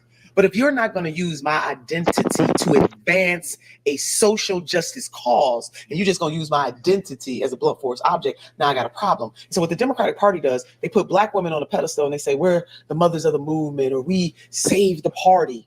But Democrats use it in a way that alienates other folks, and it offends me. So when I talk to black men across this country, they don't see themselves in this party. It's one thing to recognize the power and prowess of black women and the sacrifices that we make. It is another thing to put us above black men. The black struggle, black men and black women have to be together. We don't have the luxury to be separated. And so I resent the Democratic Party for doing that. And so black men do not see themselves in the party. And basically, guess who said that? You know, I could play Polly Murray, and guess what she said, right? She said the exact same thing. What she said is that I was telling the brothers either we move forward together or not at all, right? Nina Turner said this, what, was it 50 years later? 55 years later? She's saying the exact same thing. Okay, we don't have the luxury to be separated, right? But guess what black women aren't doing? They're not working with you. Nope. Because they don't like us. But they expect black men to make the sacrifice. That's the problem. I said, Rob Sawyer says, my wife attempted to sabotage me before I got into mid-six figures. My ex would purposely start an argument before I took my IT exams. I failed. Before I left her, I had to stop telling her and study at work. Yep, a black woman. Damn. Oh. I've seen it all before. Okay. Yeah, that sounds very familiar. That sounds very familiar. One thing I haven't heard y'all. Yeah, one thing I haven't heard y'all mention was there's a couple guys in different have different like specializations or skills that I've seen, like they've taught their significant other, and like the chick goes and break up with the guy, and when they get broken up, she's using the skill that he taught him, and she's trying. He's not only that, but they're trying to take this guy's clients. Like, oh, he doesn't know what he's doing with this. How the hell are you gonna try to take somebody's clients and they're the one that taught you how to do this shit? You have to understand how women learn, right? Women don't learn by experimentation like black men do, right? They learn by knowledge from somebody else, right? Yeah, from their teachers, from their mother, from their grandmother, even from especially from the men that they date. Okay, if you see a very experienced woman, okay, all the men that she's been involved with have taught her something, and she's actually copied it. So what you're seeing is a copy and paste of all the people in her life, all the men in her life. So a chick that gets with a smart dude that can do something, she's doing that on purpose. She can't learn it on her own. How in the hell are you gonna try to steal clients from someone that taught you that? You think? Wait a minute. You think women have a code? They have morals? Really? Well, here. Let me make it worse. Let me tell you how that happened. She got with some other smart dude that helped her to conspire to do that to that man. Yes. That's the only way she can pull that off. Yes. She can't pull that off by herself. No. Let me kind of jump in there real quick. Another thing about the levels thing, brothers on the upper echelon, moving up levels as they progress in career and life. You know, I'm a simple blue collar dude, so I ain't there yet. But I've heard reports from other brothers who are doing well in life. And what I've heard from a few of them is when they're working with other groups, these are non-black people, take your pick, and they're doing well at whatever job or contract or whatever words you want to use. The environment that they're in. The environment that they're in. The women of these other groups want to know who they are. Yes. They notice these brothers, they smooth. They might not even be paying attention to this Italian woman over here, or this Latino over here, or this Asian woman over here. They see him though, or they see them. And he was like, "Man, I had no idea," And one day, I think you all mentioned it earlier on the same stream about how non-black women give cues to black men they're attracted to that black women don't know how to do. Something to that effect. You all said. It's because go back to when you were 10, when you first started liking girls, what were the cues that black girls gave you? I'd either get a nasty look, a snarl, or they would physically hit me. My grandson just went through that. That's why I played that teacher, right, talking to little girls, right, because he didn't believe it. So he asked little girls, if you like a boy or attracted to a boy, what do you do? Do you hit him or say something nasty to him? They all said, yeah. I seen But that video. you have been socialized to interact with women that way. And women have been socialized. These are the mating cues of your group. Okay. Mm-hmm. I keep pointing that out. It's not an accident. Okay. This is systemic. It didn't just start happening. Okay. This goes all the way back to the plantation. The same cue. Klingon mating ritual. Klingon mating. That's why I call them Klingons. There's a reason But I call them Klingons. Okay. but BGS, this what makes it so easy, because I can speak from my experience. Like, it's never been a problem, and I'm pretty sure that's for the rest of the guys on the panel. It's never been a problem getting women outside of my race. The problem always came into it that why do this go so easily? Because I'm not necessarily super attracted to white women or Latino women. It's like it's not a big thing for me to do it. But why is it so easy? Okay. Whereas with my own woman, they fucking fight it. Let's give you an analogy, right? Okay, say you're used to being around world champion weightlifters, right? And y'all bench pressing 300, 400, 500 pounds, right? And you get around normal people, right? And they start them out with 95 pounds, right? Is it easy for you to lift that 95 pounds? At that point, yeah. Because you can do that with one hand, right? Okay. You just been lifting heavy. You've been lifting heavy all your life and being around all these big robust dudes pressing all this weight. You get around normal people, and all of a sudden, wait a minute, this is nothing, right? Okay. You actually date and mate and marry the toughest woman on the planet to get along with. So real quick, what you basically saying is because I'm hitting on exactly what you probably hitting on right now, which is, from my experience, it's just me anecdotal.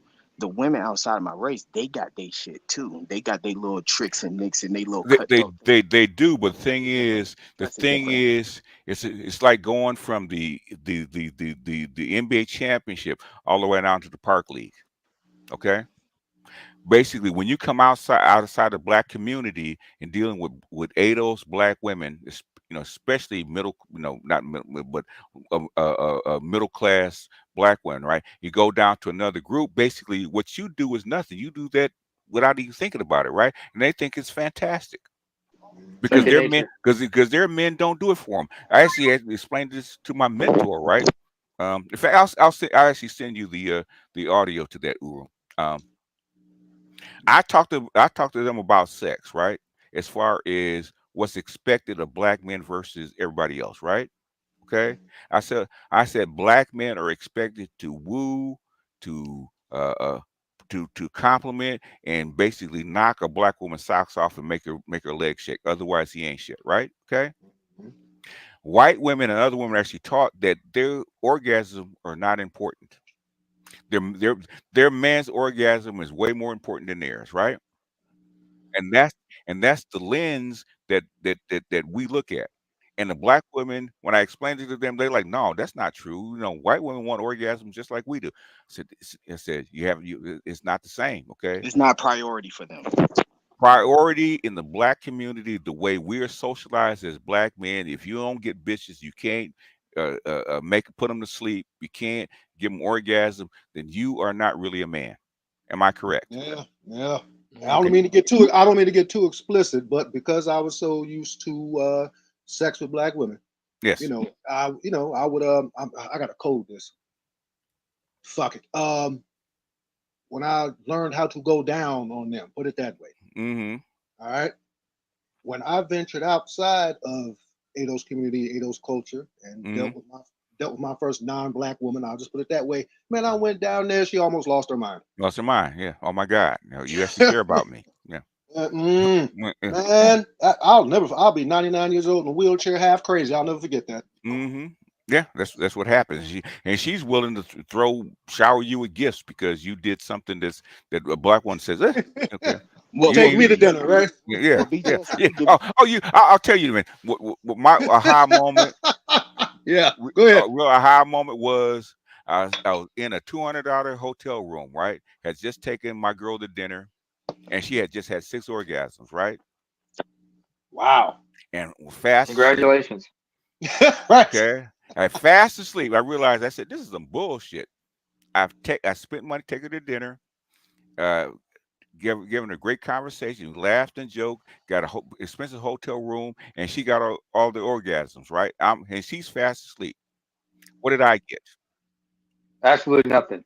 Had an aha moment. Huh? Access to her coochie that I did all the work and I got none of the benefits. And she's sitting over there curled up like a little ball, happy like a bug snug in a rug. And I'm saying, wait a minute, this ain't fair. This is just a big imbalance, okay? And it expects us to do it the next week. BGS said, "This is some bullshit." That's some bullshit. Black women have huge expectations, man. When I was young, when I discovered what grown-ups do as a child, I'm talking 10, 11 years old. Like, okay, I see this, get married, do this, have these kids, have this family. It was inherent. This was not told to me. This was not dictated to me by black men or black women. I thought that's what I was supposed to do. Meet a black woman, hopefully an attractive one, get married, have these kids, do this, do that, go on this venture, make this investment. That was inherent. Nobody had to drill that into my head. But then as a man, look, man, I'm in my early 50s. I still ain't married. I still ain't married. I started to realize, that too many of them don't act right. At my age, man, I couldn't find one that would act right. That was right for marriage. And I'm like, what's going on? Is it me? And I question myself, like, is it me? What is the qualifications for acting right? Okay. Well, I do have my own personal qualifications. They didn't meet your criteria for acting right. But a lot of other men, guess what? That's what they're supposed to do, right? Mm-hmm. Yeah, I thought, the black family thing, man. Now listening to you brothers in the black manosphere, I'm because I don't want to have kids. I don't have kids. I don't want to have kids out of wedlock. I'm not no super Christian or nothing. I'm not a baby. I demand if you don't have to do it, man, don't do it. Okay, I would tell you that from the guy that did it. What's the percentage? What is it? 53% of us don't have 56%. Ooh, is that high now? Is that high now? Yes. I'm just guess what, brother? Wow. Guess what? You better take your ass to Africa, man. That's all I can tell you. If I want to keep it black, Jesse put his mother on the phone a long time ago, right? Put your mom on the phone. Yep. I ain't never coming home. Okay. I remember having to explain that to some of the women in my family. Mm-hmm. In fact, because it was like one of my aunts came to visit. No, she came because her daughter was getting married, and this was up in Onslow. My brother went over there, and I didn't. But the aunt, who is actually my mom's sister-in-law and a veteran, she looked at me and said, "Boy, you better not get get involved with no Norwegian women while you're up there." Okay. So I just looked at her and gave her another option, as Patrice O'Neill would say. I gave her another option thinking. So I looked at her and said, as an Eritrean, I said, my dear auntie, would you rather I get involved with a Somali chick? The minute I said that, she realized, oh shit, because she knows exactly what that means. If I get involved with one of them, that means I would have to change my name, change religion, and that's a big no-no in my culture. Mm-hmm. Yeah, you told me about some of your incidents with tribalism on like Charles's panel. You spoke on that. Yes, that's normal. I've had my incidents of tribalism. I've had to be careful when I interact with Ethiopians in particular, especially nowadays at this time in the past 4 years and shit, because of what's going on over there. We got to be careful who you interact with, I'm because of tribalism and shit, and I've had also incidents where sometimes it's not the women, it's the men who will try to shame you. And in my case, it was kind of precarious because I'm an immigrant, still new in the country. Anytime I had an interaction with a white person, and brothers saw me doing that, sometimes they just like try to tease me, but they were covertly shaming me. Okay. Not understanding. I'm like, motherfucker, I grew up overseas, so I've been interacting with them since I was a little kid. So Yeah. I know how to control myself. But you were born back home. Yeah. So your interactions with whites is very limited. You have no perception how they operate, whatnot. You have certain opinions about racism, but you don't know how it really works. It's not all gloom. It's not all gloom and doom. No. No. But understanding all of that, isn't that the experience of Malcolm X when he went over to the Mecca? When he went Mecca over for Hajj, yes. When he went to Mecca for Hajj, it started in Egypt though. He got outside the bubble. Yeah. He was outside the bubble. He got up out of here. Yeah. Let me read this real quick. Not only do they have such expectations for black men, Brad over there just has to do the bare minimum, and he gets worship in bed. What can Brad do for her that you actually can't? Give her white womanhood status. You can't do that. No matter how much money you have. You can't do it. But Brad can by marrying her. That's why. You know what, BGS? What? When we were talking about all this, it's like, how like you uplift yourself in status and whatnot. In my case, for those of us of Africans, your status is uplifted once you gain Western citizenship and shit like that. Yeah, that's one way to look at it. I mean, for an immigrant coming into a first world country, yeah, that's automatic, right? Yeah, it's automatic. I mean, and so when you go back with your European EU passport or whatever you get, right, all of a sudden you're put ahead of the line where you came from. Oh, indeed. Because if I went home to visit, I know there's gonna be relatives. They're gonna say, "Hey, how you been? Good to see you," and everything, like they do traditionally. But somebody's gonna start talking. Somebody's gonna start prying and start asking questions. So, are you married yet? You have kids yet? No, I said no. I said, and they're gonna want to. They're gonna start introducing you to their female kin. And thankfully for me, because I have vitiligo and it's very pronounced on my face, and the social stigma that comes with it. Okay. If some of them would look at me and I could see right through them, and I said, "Oh, I know what you're here about." But this is something I've known since I was a teenager and such. So if they see me with that vitiligo, they'd be like, "Ooh, oh, God!" And I'm probably gonna have fun just watching them just squirm and act uncomfortable or whatnot, covertly. Yeah. But I understand what the deal is. Yeah. Okay, read this from KMS. This is very, very typical, right? BS, you know what the type of woman I'm involved with. When I was in the wilderness, figuring out my career, she called me everything but a child of God about my career. The second it took off, the look on her face was terror. Yeah. In other words, all that stuff is gonna come back to bite you in the ass. You're gonna find something better. Because I can actually choose better. Okay. It's called fear. Okay. There's a TV reference right here. Because what would she do in your shoes? Okay, she bounced. Okay. You're gonna do what she would do. In fact, BGS. Yeah, Naima, you brought up Malcolm X going, Malcolm X, to the Middle East and everything. Mm-hmm. That's that's kind of how I felt once I kind of got out of the pro-black community.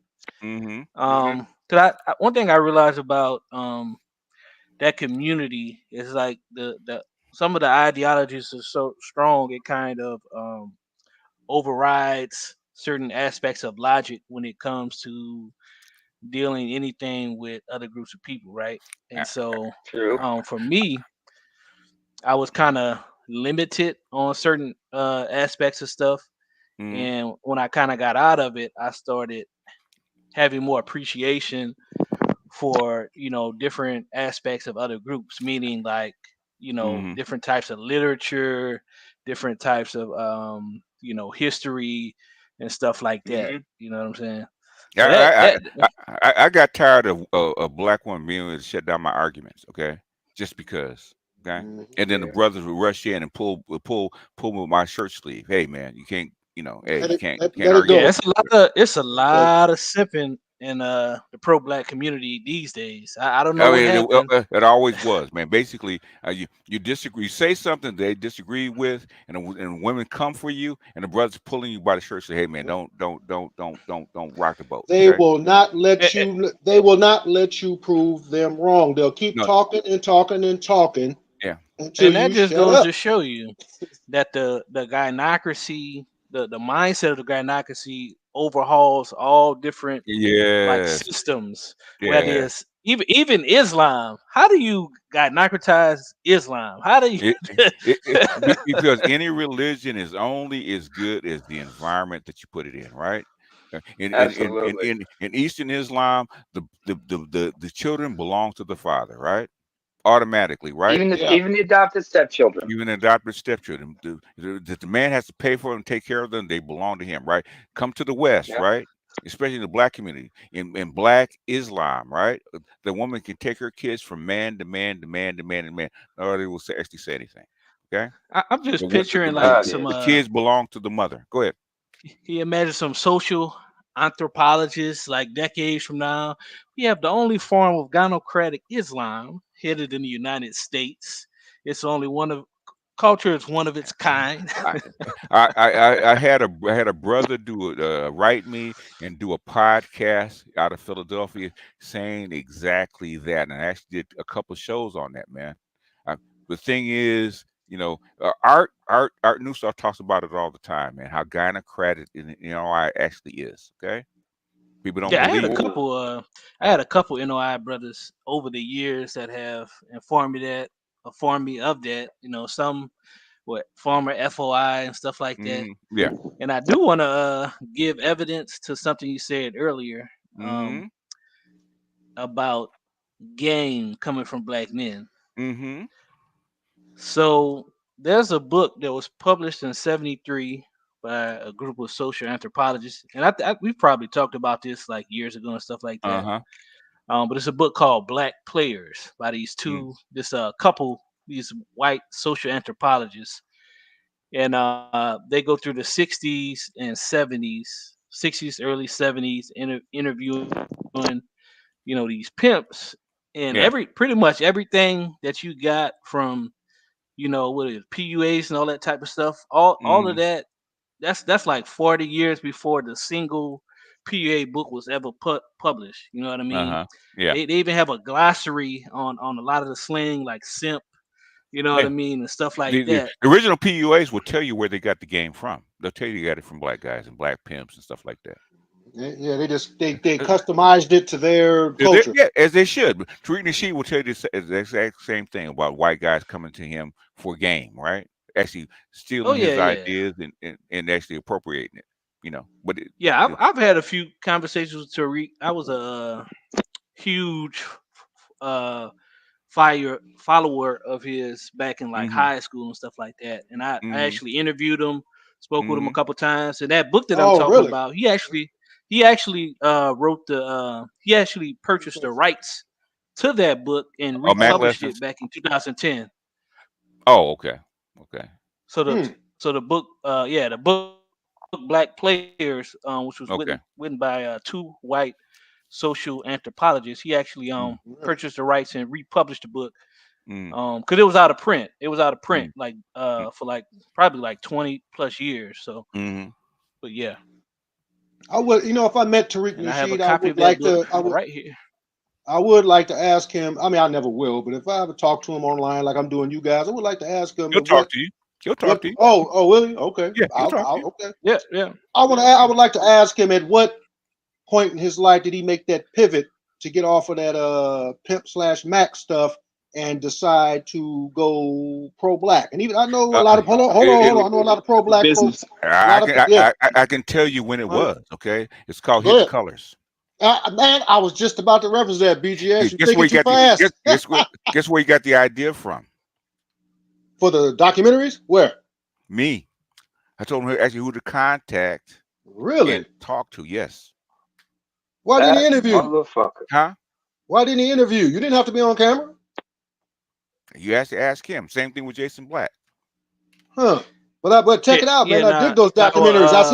He's got 5 of them, right? I've seen all 5 of them. It's good stuff. It's because he's going to Now, make more yes, money. He's going to make more money doing this than he would have the other way. Okay. Okay. yeah, That's why. I see. more. He has Okay. more like And, he has and more like plus, 9. He has more like 9 documentaries now because he had 5. He have the 5 Hidden Colors. He got the Right. Buck Haitian breaking. Revolution documentary. Got Buck and Breaking. He got the and history of hip hop. and plus he's been reading this kind of stuff since he was 17, so he Yeah. always had an interest in this. I said, Right. why don't you just talk to these people, blah blah blah, and get them in and do a documentary on this kind of stuff. Okay.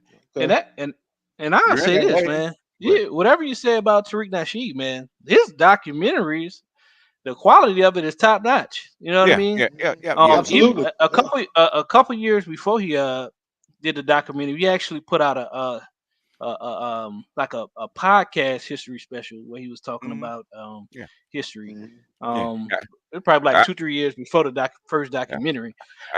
I've been saying for years. I gave him the idea. Has he ever come at me and said that's a lie? No, because it's the truth. Same thing with Jason Black and Gentrified. We had the argument in Facebook, okay, about gentrification, and I told him what to look for. Look at Hope 6. Look at all this other stuff. Next thing you know, a year later, this documentary comes out. Oh, this shit is true. But you know, Jess, do you understand? You know, Matt, you are the elder. You're a hell of a lot smarter than me. You're more experienced than me. But did you ever think that if because you've been doing this a long time, the YouTube thing as well as the Black conscious thing. Did you ever think that if you say, you know what, fuck it, my kids are grown, my grandkids are okay, let me go ahead and show my face, maybe you would have got more credit for some of the things you influenced? The thing is, I didn't is because I'm in a pro-black sector. Okay, number one. Yeah. Okay, I'm talking about something negative toward black women. Number two, right? Sometimes. A lot of most. Ask black women what I think about them. Okay, ask them how they feel about me saying that's something. because they're single-minded. They're one-track minded. I understand. Go ahead. But the thing is, where does the money come from in the pro-black sector? It comes from the women, right? A lot of black women. Yeah, this is true. Okay, so if I show my face, say who I am, who I'm actually connected with, that's what's going to happen to the people I'm connected with. They're going to come after them, huh? They're going to come after them. That's why I don't do it. If you really want to know what I look like, it's out there. Okay. I know. How many times, right? Okay. That asshole. I'm not gonna say his name. I know you're talking about. And the people that really want to come after me, they know my whole history online. Okay, if they want to look it up, and they know what it is, but nobody is willing to say anything. Okay, because it will actually prove I am who I am. Yeah. So BGS, if I go ahead and start on that Black Gynocracy documentary, you gonna come on? I'll come on, man. All right. Voice only though. I mean, it's there. He's gonna be one of the chief contributors to it. I mean, it's there, and like I said, I got the idea from basically Frazier, the Negro family of the United States, the Black Gynocracy, okay, the Black matriarchy, okay. But hey, BGS, I wanted to ask you though, how would you think you would, how would you fend if you had the amount of exposure that Kevin Samuels had or Bud? Because I take your knowledge as a lot of the stuff you do and copy is like esoteric in nature. So it's like a lot of it just most people wouldn't understand.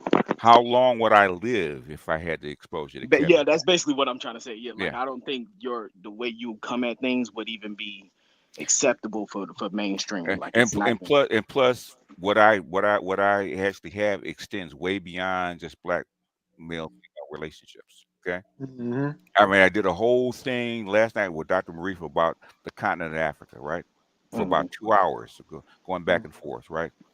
And about a global dominance, all that kind of stuff, which is something that people are really prickly about right now. Okay? Yeah, tariffs and all of that stuff like that.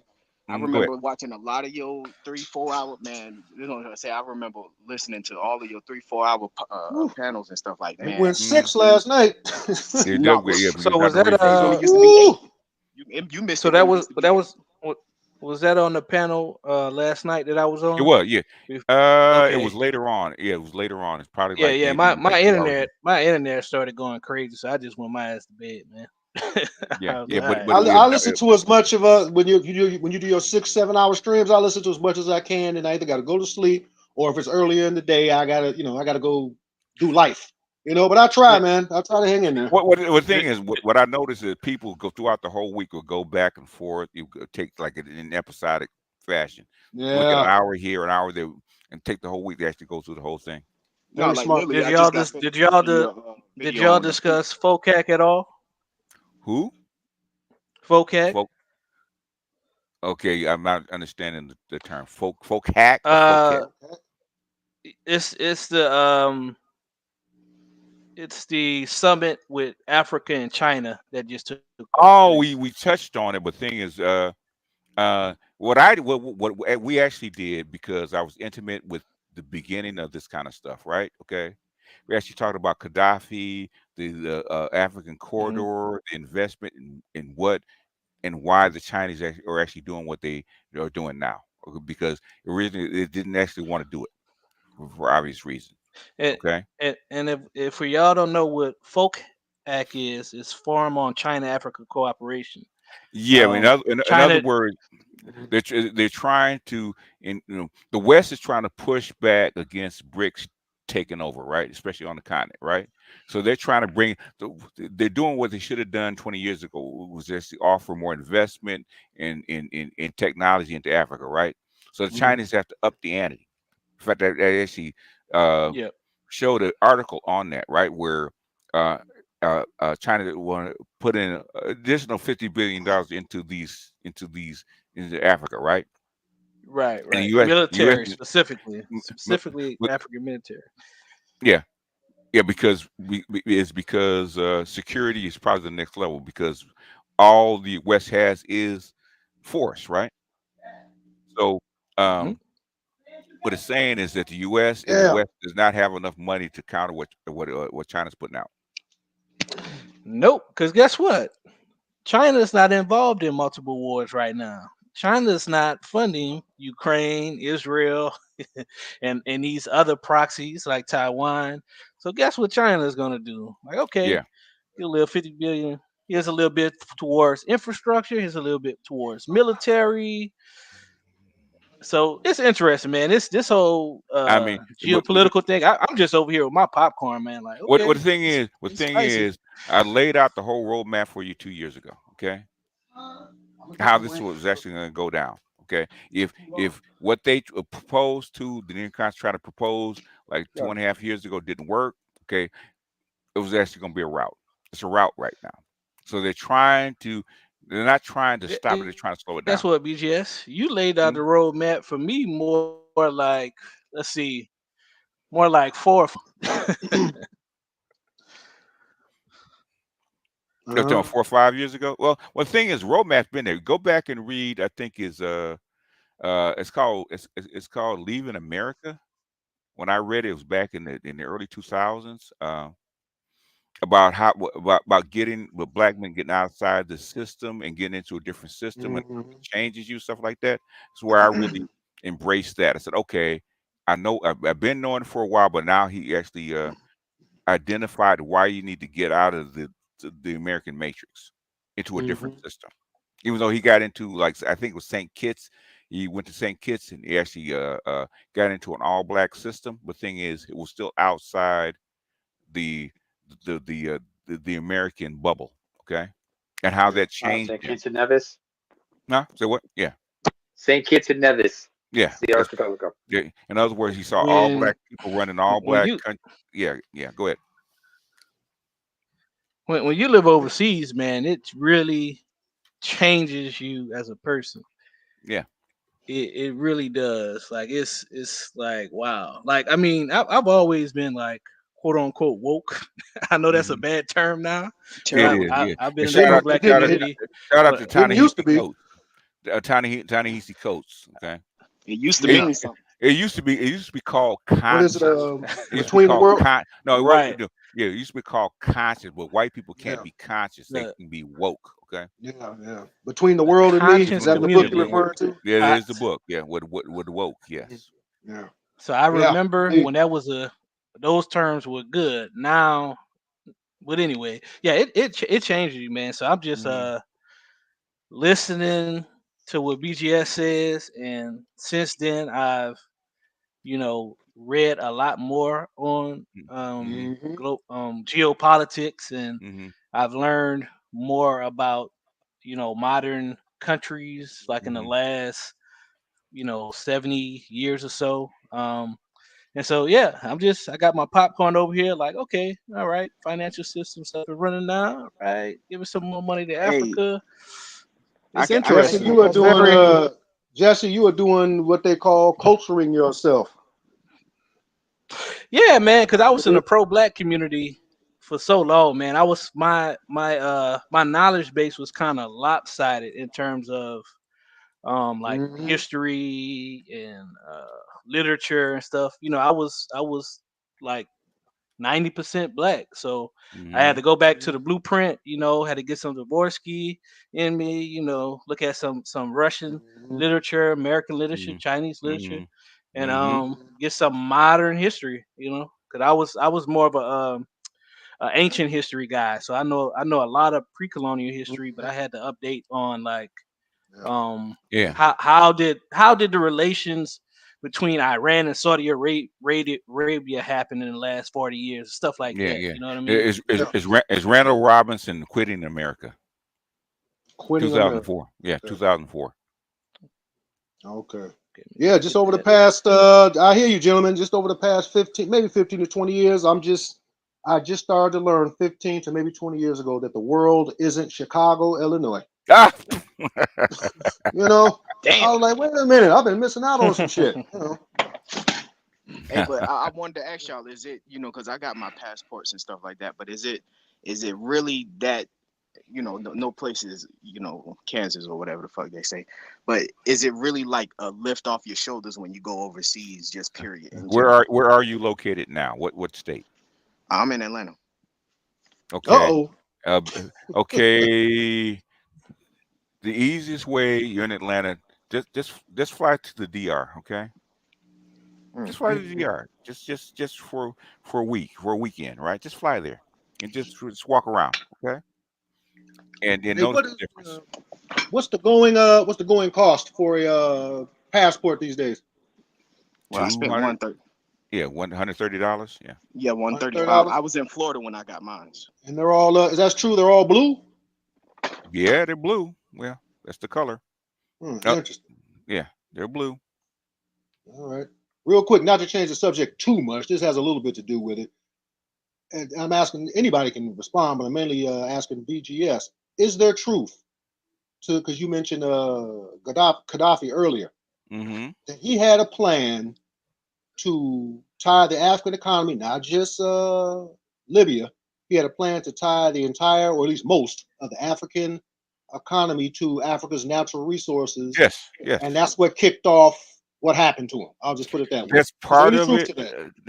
That's part of it, which is the main part of it. The thing is, what actually kicked it off was actually the Russians and Chinese actually pushing Europe out of Libya, okay, with contracts. He canceled the European contracts and took up Chinese and Russian contracts instead. Yeah, that's what kicked it off. Yeah.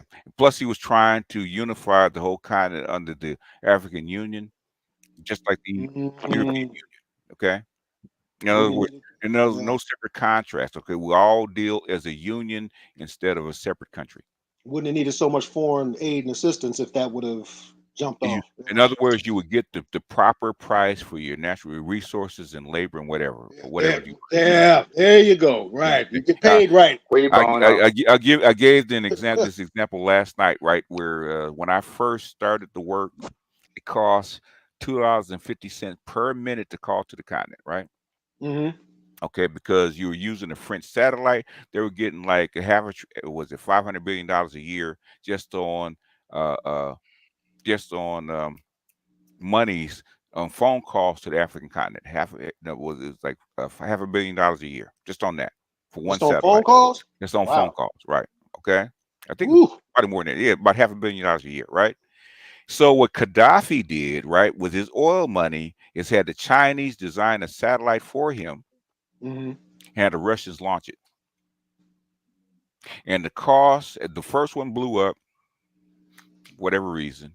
Okay. Yeah, And then, who knows? Yeah. who know the reason? And the second time the satellite went up and was established, the cost went from $2.50 to like 2 cents a minute. Wow. And that's just one. And then the Nigerians and other people start putting the satellites up. So basically, it's now it's like almost cost free. Okay, but that alone, how much money was being extracted out of the continent? Okay, that is probably the reason that he had to go. Okay. Actually, if you go back to last night, I actually discussed it in open air for about an hour. Okay, I gotta find that. Okay, you got a timestamp? I don't have a timestamp. Okay. Okay, all right, it's cool. I'll find it. Yeah. Okay. Yeah, because technically, was he technically assassinated? I understand about the coup and all of that, but would you say he was technically assassinated? Technically, he was killed by the rebels. Okay. They found they found him in a spider hole hiding, and then they killed him on the spot. He said his last words is, "What did I ever do to you?" To the rebels before they killed him. Yeah. And I do believe they cut off his head, but I'm not sure. Oh. And that's the same. That's kind of like the same thing that happened to the last emperor of Ethiopia. Mm-hmm. Oh, Which he got killed. No, they had him. No, hold on. Let me finish. Haile Selassie got killed by the socialist group that ruled after him. And Patrice Lumumba, yada yada yada yada, right? I mean, there's always an opposing group that's willing to take out the incumbent ruler. It just happened in Haiti. Okay, the same thing happened in Haiti. Okay, it just is what it is. Okay. We saw a similar thing in Somalia in '69 as well. It's been happening since human all over history. the world. Yeah, all over the world. Oh, absolutely. Yeah. Okay. And they tried to do read. We got about 10 more minutes, guys, and we're gonna bounce. They tried to do it here. One time. Who's first? The more you read history, the more you see that this stuff is just cyclical. Yes. I mean, it's there's a quote. I don't want to mess up the quote, but I think it said, "History doesn't change." Or wait, I'll come back to it. History doesn't repeat itself, but it sure does rhyme. Yeah. Just a different package. Or basically, the past is never dead and buried. In fact, it's never even passed. Okay. It's always with you. Go ahead. Well, what you're saying about, he got taken out by a group. The group was called a Derg, which is the Amharic term for the commission. Mm-hmm. Because who is he? Jesse, who is he? Haile Selassie, when he was taken out. The date was September 12th, 1974. Which is a very important date because September 11th is the good New Year for Ethiopians and Eritreans, our traditional New Year's then. Mm-hmm. So when he was taken out, day after tomorrow, the day after tomorrow, and it was a quiet coup, and people were like overjoyed by it because, first and foremost, there was a lot of disgruntled soldiers as well as peasants. Because remember, prior to that, in '73, the country was hit by a huge drought, which was mishandled in such a way.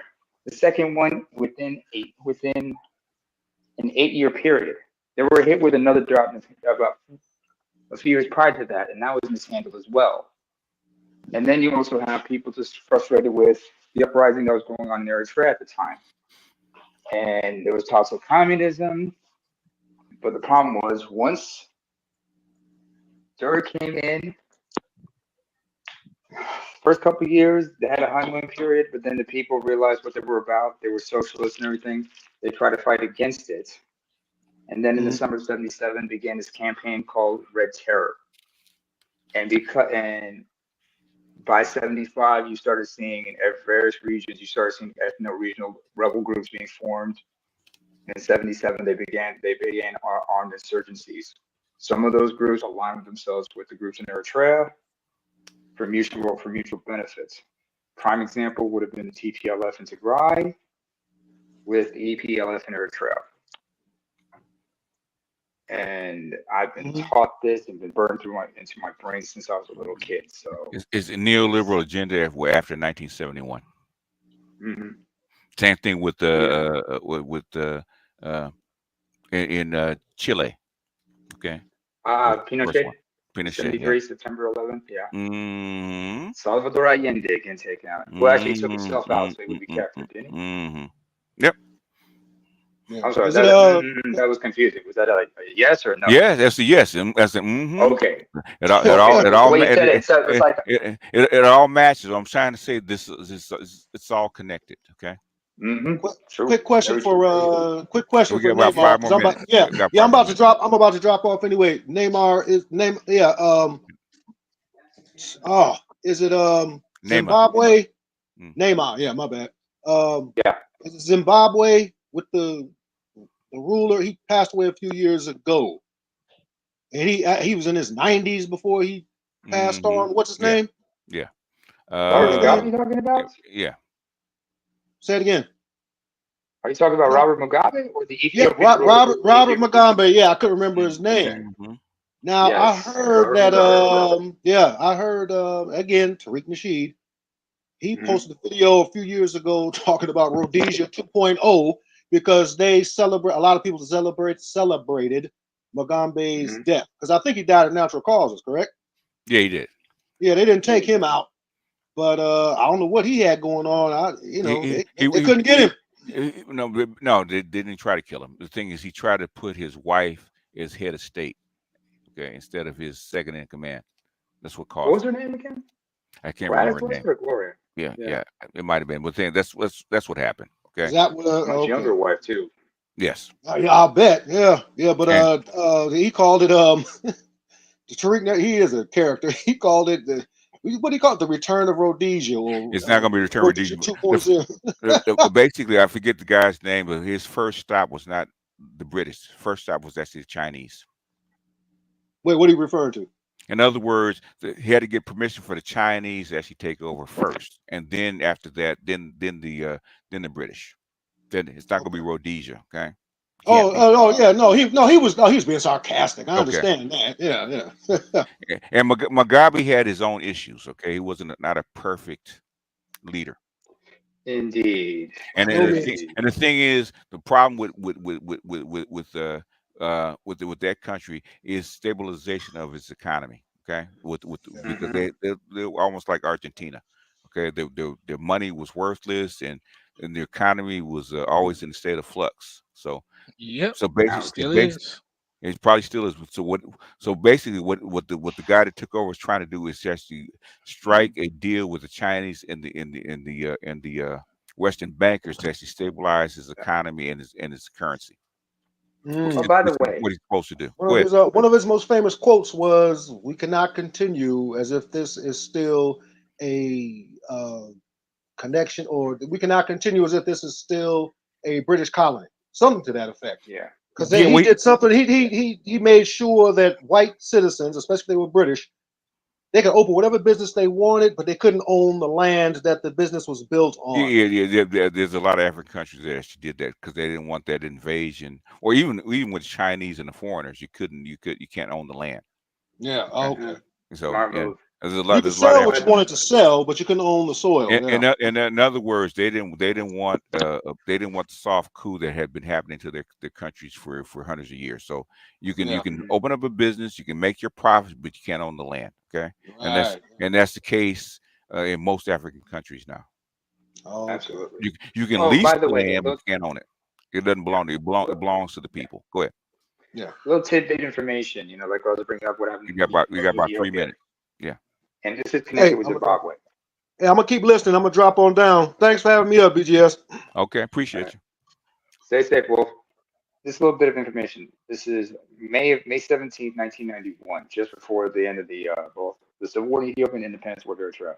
The dictatorship, the head of the dictatorship, Lieutenant Colonel Mengistu Haile he flees the country. And he ends up, and he's still alive and still resides in Zimbabwe, where he's living very comfortably due to his relationship with Mugabe, because Mugabe gave him diplomatic immunity and whatnot. He's been living well into his 80s comfortably there. Apart from 2 attempts on his life on the streets of Zimbabwe by Ethiopians who were studying over there. So yeah, it's interesting how that country's like, houses people and such. The whole world's like that, right? Okay. Black players, amen. That's from Landon. What's we got? We got yeah, double the holla. Spain, Spain man with the $1.99 super sticker. Will AR says is economist Milton Friedman the father of neoliberalism. Supporters of Augusto Pinochet came from the Chicago School of Economics. The fault of the original dollar that caused neoliberalism. They had to find another method of organizing the world and the currency. That's what happened. Okay, it wasn't planned. That they had to figure out another path, and that was their path with force, and to actually force the rest of the world to stay on the dollar. That's what it come out of. And sometimes it was persuasion, sometimes with technology, and sometimes it was with force. That's where the neocons and neoliberals actually start to come into course and agree. It's still happening today, right? With Ukraine and with Gaza. That's the neoliberal way of doing things and forcing people to stay on the economic system that they're on. Yikes! Actually, shit. There's actually I did a video on with a guy that just wrote a book like a couple of years ago on this shit. All right, closing thoughts, folks. We're gonna get out of here. One thing I was gonna drop right now. It was good to be on the panel to talk to y'all again. I wanted to ask you real quick question. By what year do you think we'll finally be absorbed? Because I know that's happening right now. So as far as Black American culture, Black America is gonna take. It takes a couple of generations. So I say 2-3, about 30 years, maybe. Okay. So this is 2025. By the 2050s or so, we should be absorbed. All right. Okay. Thank y'all for having me up, man. Y'all have a good All right. Thanks, Darren.